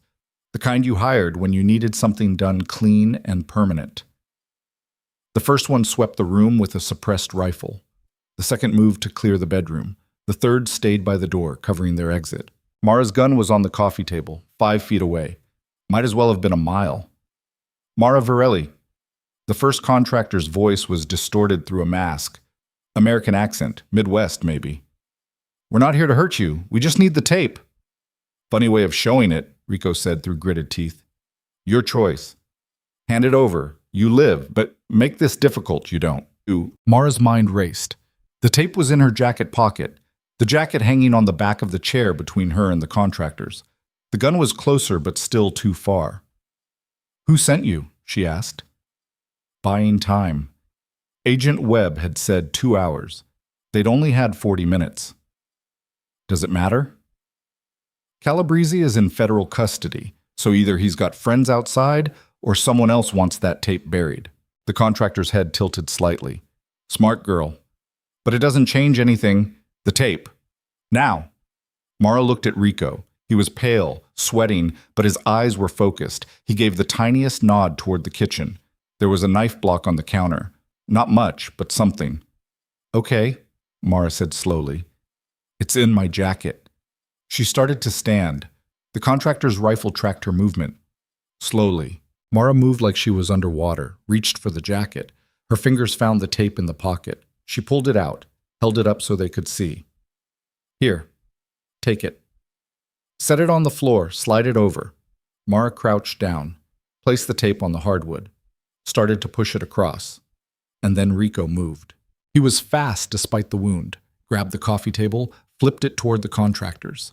It wasn't much of a weapon, cheap IKEA furniture, but it bought them a second. Mara dove for her gun. The contractors reacted instantly. Rifle fire shredded the couch where Mara had been sitting. She rolled, came up behind the kitchen counter. Rico was already moving, limping toward the bedroom. The second contractor cut him off. They collided. Rico got a hand on the rifle barrel, pushed it up. A 3-round burst punched holes in the ceiling. Plaster dust rained down. The contractor was bigger, stronger, but Rico had spent his life fighting. He drove an elbow into the mask, heard something crack. The contractor stumbled. Mara came around the counter, gun raised, fired twice. Center mass, just like Rico taught her. The first contractor took both rounds in the chest plate. Didn't go down. The armor held, but the impact staggered him. Rico ripped the rifle away from the second contractor, reversed it, fired point blank. The contractor's mask exploded in red. He dropped. The third contractor by the door was already moving. Mara swung her gun toward him. Too slow. He fired first. The round hit her in the shoulder, spun her around. She hit the wall hard, her gun clattering away. The pain was incredible, white-hot and spreading like wildfire through her entire left side. Rico fired the captured rifle, emptied the magazine in the doorway. The third contractor went down in a heap, but the first one was back up. Drew a pistol, aimed at Rico's head. Mara screamed, couldn't form words, just a raw sound of denial and rage. The contractor's finger tightened on the trigger. The apartment window shattered. A single shot from outside. The contractor's head snapped back. He dropped like a puppet with cut strings. Mara pressed her hand to her shoulder. Blood pulsed between her fingers. Her vision was starting to gray at the edges. Rico crawled to her. Stay with me. What happened? Sniper. Someone's covering us. Rico pulled off his belt, wrapped it around her shoulder, pulled tight. Mara's scream was muffled by the hand she bit down on. We need to move. Now. Can't. You can. You have to. Rico hauled her upright. They stumbled toward the door, over bodies, into the hallway. Neighbors were peeking out of their apartments. Saw the blood, The bodies slammed their doors. Someone would call the police if they hadn't already. They made it to the stairwell. Down one flight, two. Mara's legs were giving out. Rico was holding her up, barely holding himself up. On the ground floor, a black van screeched to a stop outside. The side door opened. Katya sat inside, a high-powered rifle across her lap. "Get in." They didn't argue. Collapsed into the van. It was already moving before the door fully closed. "You shot him, Mara gasped. "Through my window. That was what, 300 yards?" 280. Katya was reloading methodically. "I've made harder shots." "Why are you here?" "Because Calabrese made bail an hour ago. First thing he did was put a bounty on your head. $5 million. Half the contractors in the city are mobilizing." Katya glanced at Mara's shoulder. "You're hit. I noticed. Can you still use the arm?" Mara tried to move her fingers. They responded, barely. "Sort of." "Good enough." Katya pulled out a first aid kit. Handed it to Rico. "Patch her up. We've got maybe 10 minutes before the next team finds us." Rico went to work. The bullet had gone through. Clean hole, front and back. Mara's shirt was ruined. Rico packed both wounds with gauze, wrapped them tight. "You need a hospital," he said. "Join the club." The van turned sharply. Mara slid into the wall, bit back another scream. Everything hurt. Her shoulder, her head, her soul. "Where are we going?" Rico asked. "The bank," Katya said. "To get the second box." "Are you insane? That's the first place they'll look." "Which is why we're going now, before they get there." Katya's phone rang. She answered in rapid Russian, argued for 30 seconds, hung up. "My people have the bank surrounded. We have a 5-minute window. After that, the feds arrive with a warrant, and this all becomes federal evidence." "I already made a deal with Webb," Mara said. "Webb just got pulled from the case. Someone higher up decided this was too hot. New agent coming in, someone with ties to Calabrese." Katya met her eyes in the mirror. "You want that tape to see daylight? You need to get it to the press, not the FBI." "The press?" "I have a contact, New York Times investigative reporter. She's been digging into city corruption for years. Give her the tape, the ledger, everything, and it'll be front page by tomorrow. Too public to bury." "And what do you get out of this?" Katya smiled. "I get to watch Calabrese burn. That's payment enough." The Bank of New York was in Midtown. Old building, marble columns, the kind of place that looked like a temple to money. Katya's people had formed a perimeter. Not obvious, just men in suits standing at strategic corners, pretending to smoke or check their phones. Inside, the bank manager was waiting. Middle-aged woman with nervous eyes and a key card that she handed to Katya without a word. "This way." They followed her to the vault, down the stairs, through security doors that opened with a swipe of the card, into a room lined with safety deposit boxes. 847B was in the back corner, small, unassuming. Mara pulled out the brass key. Her hands were shaking so badly she almost dropped it. "Let me," Rico said. He slid the key into the lock, turned it. The mechanism clicked. Inside was a USB drive, a folder thick with documents, and a handwritten letter. Mara picked up the letter. Her grandmother's handwriting. "My dearest Mara, if you're reading this, you have found the truth your father died protecting. I am sorry I could not tell you while I lived. I am sorry I had to raise you in silence and fear. But know this, your father was a hero. He saw corruption eating this city from within and he fought it. He documented it. And when they killed him for it, I made a promise. That one day someone would finish what he started. That someone is you. The USB drive contains copies of every transaction, every recording, every piece of evidence your father collected. The documents are his testimony, written in his own hand. Take them. Use them. Make his death mean something. And when you are done, when the truth is finally told, find peace. You have earned it. All my love, Nonna Lucia." Mara's vision blurred. She folded the letter carefully, put it in her pocket next to the tape. Rico was already reviewing the documents. His face went from pale to ashen. "This is everything," he whispered.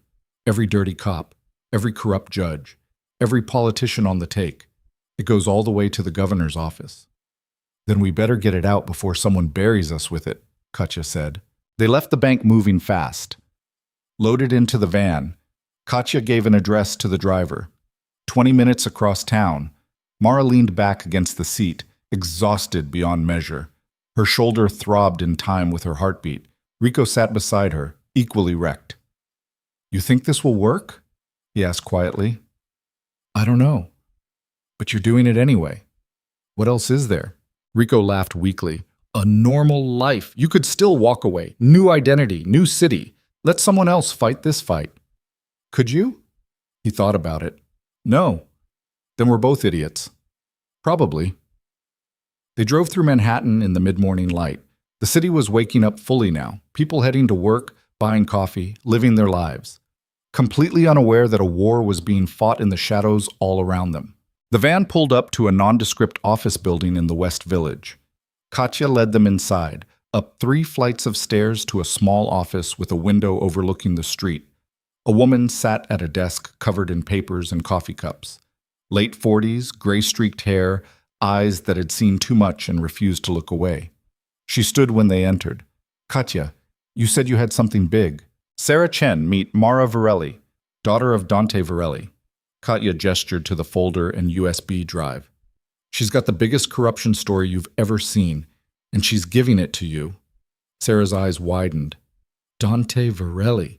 I heard that name years ago. Rumors, whispers. Everyone said he was a traitor." "He wasn't," Mara said, "and I can prove it." She laid it all out, the tape, the ledger, the documents, her father's testimony, 20 years of corruption exposed in painstaking detail. Sarah listened without interrupting. When Mara finished, the reporter sat down heavily. This will destroy half the power structure in New York." "Yes. They'll come after you, after me, after anyone who touches this." "I know." Sarah looked at the evidence spread across her desk, then at Mara. "Why me?" "Because Katya says you're the only reporter in this city who can't be bought or scared off." "She's right about the buying part, the scared part." Sarah smiled grimly. "I'm terrified, but I'll run it anyway." She started organizing the documents. "I'll need 48 hours to verify everything, cross-reference, build the story properly." "We might not have 48 hours." "Then I'll work fast." Sarah looked at Katya. "You're protecting them?" "For as long as I can." "That might not be long enough." "It'll have to be." They left Sarah's office with nothing but the clothes on their backs and the guns in their waistbands. Everything else, the evidence, the truth, the weight of 20 years, was now someone else's burden. Mara felt lighter and more terrified than ever. "Now what?" Rico asked as they reached the street. "Now we disappear," Katya said. "I have a safe house in Connecticut, rural, off the grid. You can stay there until the story breaks." "And after?" "After, you're either vindicated or dead. But at least you'll know you tried." They were walking toward the van when Mara saw him. Vincent Calabrese, standing on the corner across the street. No guards, no lawyers, just an old man in an expensive suit watching her with those cold, calculating eyes. Mara stopped. Rico followed her gaze, tensed. "Don't," he said. "It's not worth it." But Mara was already crossing the street. Calabrese didn't move, just waited as she approached. Up close, he looked tired, ancient, like the weight of his own corruption was finally crushing him. "You should have left when you had the chance," he said. "So should you." "This isn't over. The story runs. I have lawyers, money, friends. I've survived worse than an expose." "Maybe, but you won't survive being a coward." Mara stepped closer. "My father died on his knees begging for his life. And you gave the order like you were ordering lunch. That's who you are. That's what people will remember." Something flickered in Calabrese's eyes. Might have been shame, might have been rage, hard to tell. "He knew too much," Calabrese said quietly. "He was going to burn it all down, the families, the system, everything we'd built. I didn't have a choice." "There's always a choice." "No, there isn't." Calabrese looked past her, at the city. "You think exposing me changes anything? Tomorrow, someone else will take my place. And the day after that, someone else. This is how the world works, Miss Varelli. Power protects power. Always has. Always will." "Then I'll expose them too." Calabrese laughed. It was a hollow sound. "You'll die trying." Probably, but at least I'll die clean. She turned to walk away. Wait. Mara looked back. Calabrese pulled something from his pocket. A photograph. Old, faded. He held it out. Mara took it. The image showed two men, younger, standing outside a restaurant. One was her father, the other was Alessio. Palermo, 1978, Calabrese said. Your father saved Alessio's life that day. 3 men with knives in an alley. Dante killed 2 of them with his bare hands. After that, Alessio trusted him completely. Why are you telling me this? Because you should know your father wasn't just a name in a file. He was real. He was good. And I took that from the world. Calabrese's voice cracked slightly. I took it because I was scared. Because I'd built an empire on lies and he saw through every single one. And I've lived with that for 20 years. Is this supposed to make me feel sorry for you? No. It's supposed to make you understand that revenge is empty. You kill me, you expose me, you burn everything I built to the ground. And it won't bring him back. It won't make you whole. It'll just leave you standing in the ashes, wondering what you lost yourself to get there. Mara looked at the photograph, at her father's face, young and smiling before the world broke him. You're right, she said. It won't bring him back, but it'll make sure he didn't die for nothing. She handed the photo back, walked away without another word. Behind her, Calabrese stood alone on the corner, an old man waiting for the inevitable. The safe house in Connecticut was exactly what Katya promised.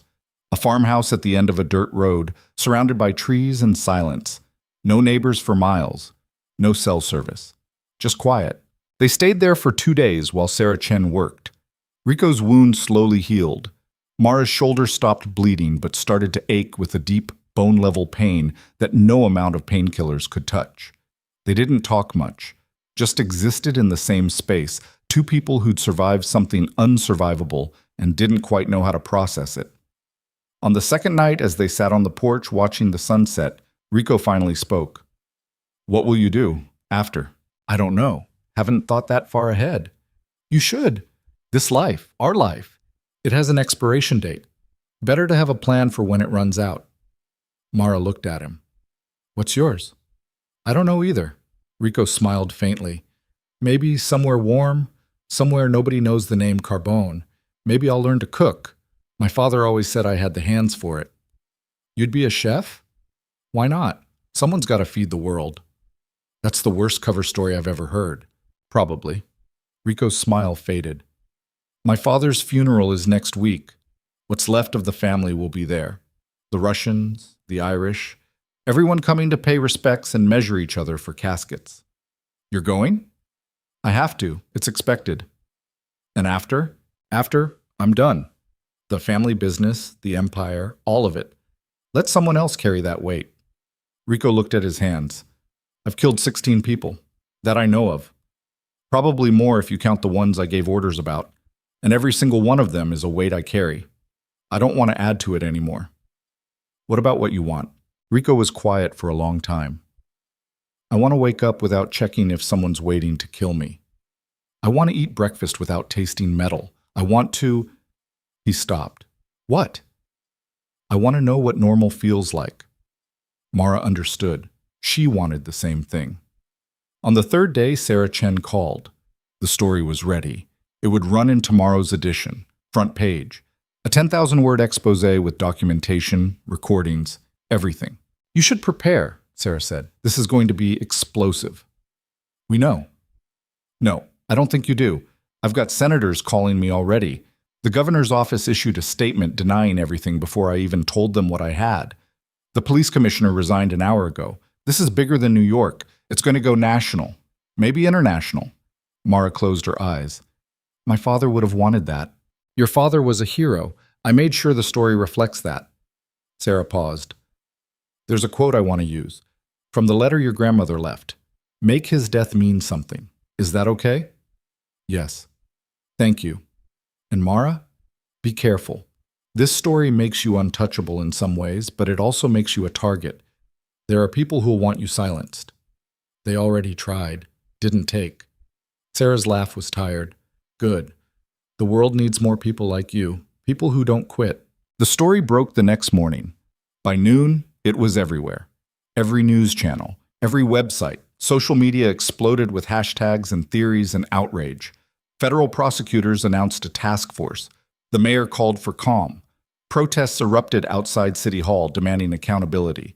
And in a holding cell in Manhattan, Vincent Calabrese sat alone, watching his empire crumble on a television mounted to the wall. Mara and Rico watched the coverage from the farmhouse.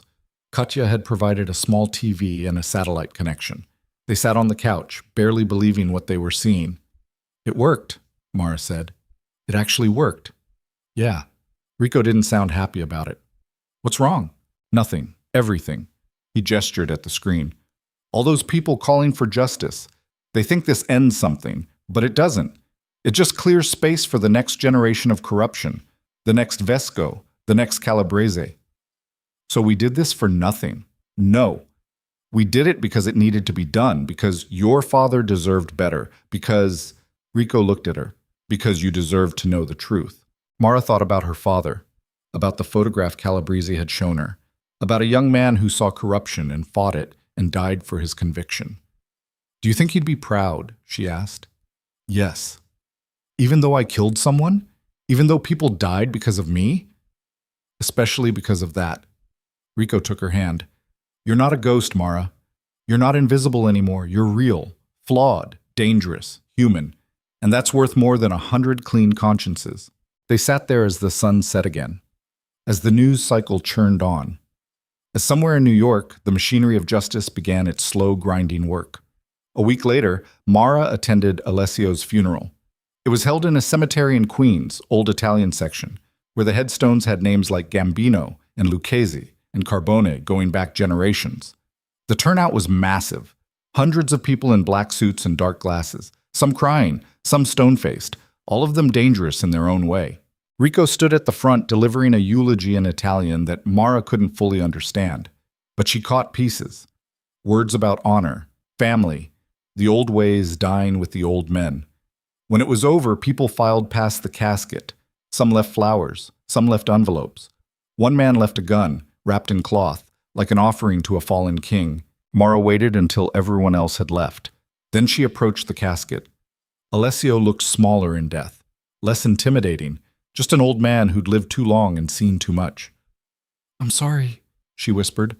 "I know that doesn't fix anything, but I'm sorry anyway." She left her grandmother's journal on the casket, let the old man take both their stories to the grave. Rico was waiting by the car. "You okay?" "No, but I will be." They drove back to the city together. The Manhattan skyline rose ahead of them, steel and glass and concrete, indifferent to the blood spilled in its shadow. "What now?" Rico asked. "Now I figure out who Mara Varelli is when she's not avenging anyone. And if you don't like what you find, then I'll keep looking until I do." They parked near Mara's old apartment building. She went up alone, expecting it to be destroyed. Crime scene tape, blood stains, evidence of the battle that had happened there. But someone had cleaned it, the bullet holes patched, the walls repainted, the door replaced. It looked exactly like it had before any of this started.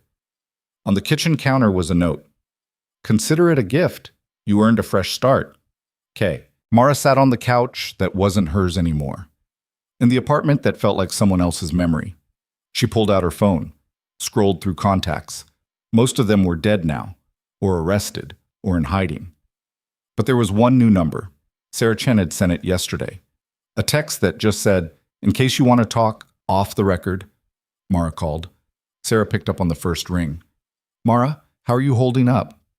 "I don't know yet." "That's honest." A pause. "Listen, I've been thinking, this story, your father's story, it's bigger than one article. There's a book here, maybe a series, and I think you should help me write it."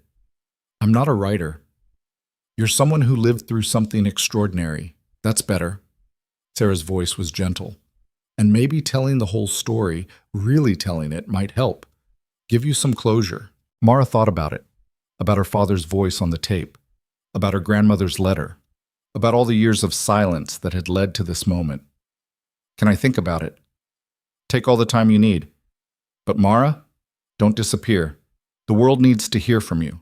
Not as a victim, not as a ghost. As a person who stood up when it mattered. After they hung up, Mara sat in the quiet apartment. The city hummed outside her window. Millions of people living their lives, fighting their own battles, carrying their own weight. She thought about Sicily, about a place her grandmother used to describe in whispers, a village in the mountains where the air smelled like lemons and the sea was so blue it hurt to look at. A place where maybe Mara Varelli could learn to be just Mara. Her phone buzzed, text from Rico. Dinner. There's a place in Brooklyn. Good food. No bodies. I promise. Mara smiled despite everything. Give me an hour, she texted back. She showered, changed into clothes that didn't have blood on them, looked at herself in the mirror. The scar on her shoulder would fade eventually. The ones inside would take longer.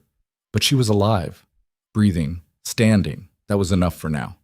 On her way out, she stopped at her grandmother's grave, bought flowers from a bodega, cheap carnations, but Nonna Lucia had never been fancy. The cemetery was quiet, the grave marker simple. Lucia Varelli, 1933 to 2025, beloved grandmother. Mara placed the flowers, knelt in the grass. I finished it, Nonna, she said quietly. I finished what Papa started. The truth is out, and I'm still here. The wind rustled through the trees. Somewhere a bird sang. I don't know what comes next, but I'll figure it out, just like you taught me. She stayed there for a while, long enough for the sun to shift, long enough to feel the weight of the past start to lift, just a little. When she finally stood, her shoulder ached, but her heart felt lighter. She walked toward the cemetery gates, toward the city, toward whatever came next. Behind her, the graves kept their silence, the dead resting, the living moving on. That night, Mara met Rico at the restaurant in Brooklyn.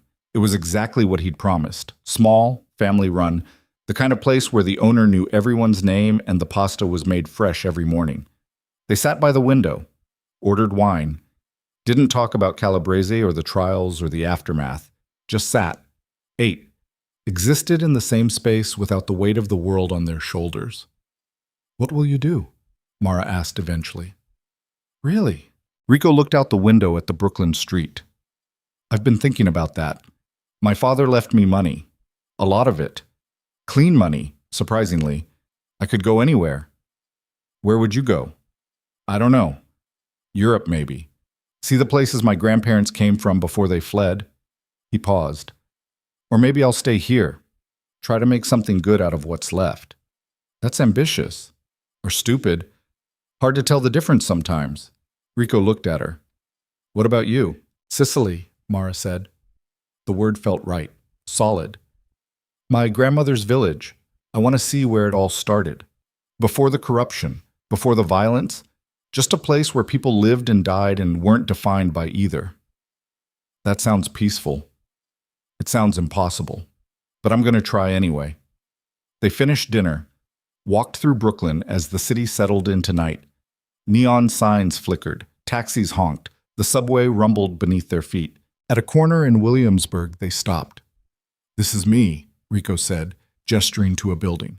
Staying here until I figure out what comes next. Good a place as any. They stood there awkwardly, two people who'd survived hell together and didn't know how to say goodbye. If you ever need anything, Rico said finally. I mean it. Anything. You call me. Same. Rico pulled her into a hug, careful of her shoulder.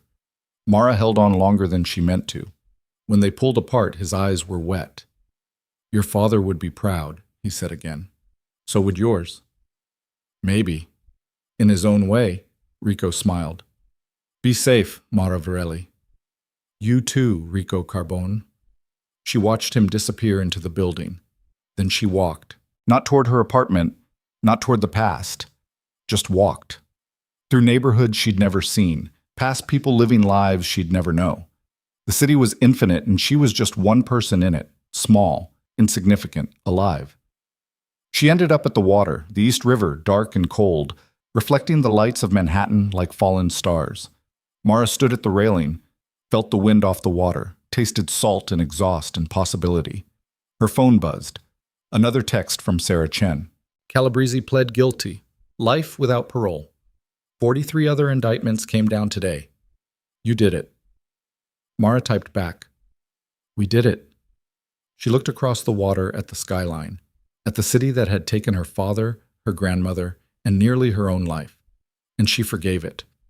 Not because it deserved forgiveness, but because holding on to the anger would have destroyed whatever was left of her. She thought about Sicily, about lemon groves and blue water, and a place where maybe the past didn't matter as much as the present. Tomorrow she'd buy a plane ticket. Tomorrow she'd start figuring out who Mara Varelli was when she wasn't fighting. But tonight, she stood at the water's edge, alive, breathing, free. And that was enough. 3 months later, Mara stood in a small kitchen in a village so small it didn't appear on most maps. The house had belonged to her grandmother's family generations ago. It had taken weeks of legal work and half of what money she had left, but it was hers now. The kitchen smelled like bread, real bread, the kind her grandmother used to make. Mara's hands were dusted with flour. Her shoulder barely ached anymore, just a dull reminder when the weather changed. Outside, the Mediterranean was exactly as blue as Nonna Lucia had described. The lemon trees exactly as fragrant. The village exactly as quiet. She'd been here for 2 months, learning Italian, learning to bake, learning to sleep through the night without jerking awake at every sound. It was working, slowly. But it was working. Her phone rang. She almost didn't answer. Service was spotty, and most calls were from journalists she'd already turned down. But the number was familiar. Rico? Hey. His voice was warm, happy even. How's Sicily? Quiet. Beautiful. Boring. Boring is good. How's New York? Loud, ugly, exciting. Rico laughed. I'm opening a restaurant. Can you believe it? Actual legitimate business. My accountant thinks I've lost my mind. Have you? Probably. But it feels right. A pause. I'm calling because I wanted to tell you before you saw it on the news. Sarah's book came out. It's already a bestseller. Mara had known it was coming, had even read an advance copy, seen her name, her story, her father's truth spelled out for the world to see. How do you feel about it? Rico asked. I don't know. Proud, maybe. Scared. Tired of being defined by tragedy. You're not. The book makes that clear. You're defined by what you did about it. There's a difference. Mara looked out the window at the village square, at old men playing cards in the sun, at children kicking a soccer ball, at life continuing like it always had, like it always would. I think I'm going to stay here, she said. For a while. Maybe longer. That's good. You deserve peace. So do you. I'm working on it. Rico's voice softened. I miss you, you know. In case that's not weird to say. It's not weird. Good. Because I do. Mara smiled. I miss you too. They talked for another hour. About nothing. About everything. About the restaurant and the village and the strange, unexpected futures they were building. When they finally hung up, Mara felt lighter, connected, not alone. She went back to the bread, kneaded the dough the way her grandmother had taught her, let it rise, shaped it, baked it until the whole house smelled like home. That night, she sat on her terrace overlooking the sea, ate bread with olive oil and salt, drank wine from a bottle she'd bought at the local market. The sun set in impossible colors. The water turned gold, then purple, then black. Stars emerged. More than Mara had ever seen in New York, a whole universe of light punching through the darkness. She thought about her father, about his voice on the tape asking for forgiveness, about his courage and his mistakes and his human, flawed determination to do what was right. She thought about her grandmother, about silence and sacrifice, and all the years of waiting for justice that never came until Mara forced it. She thought about Alessio and Rico and Katya and all the people who'd helped or hindered or simply existed in the orbit of this strange, violent, necessary story. And she thought about herself, about the girl who'd been invisible, who'd stepped out of the shadows and into the fire and somehow survived with her soul intact. Not unchanged, never unchanged, but whole. The bread was good, simple, honest. Mara ate it slowly, savoring each bite. And when the last piece was gone, she stood, walked to the edge of the terrace, looked out at the dark sea and the infinite stars. I made it, Papa, she whispered to the night. I made it mean something. The sea whispered back. The stars blazed on. The world kept turning. And Mara Varelli, no longer invisible, no longer afraid, breathed in the salt air and lived. Just lived. And that, finally, was enough.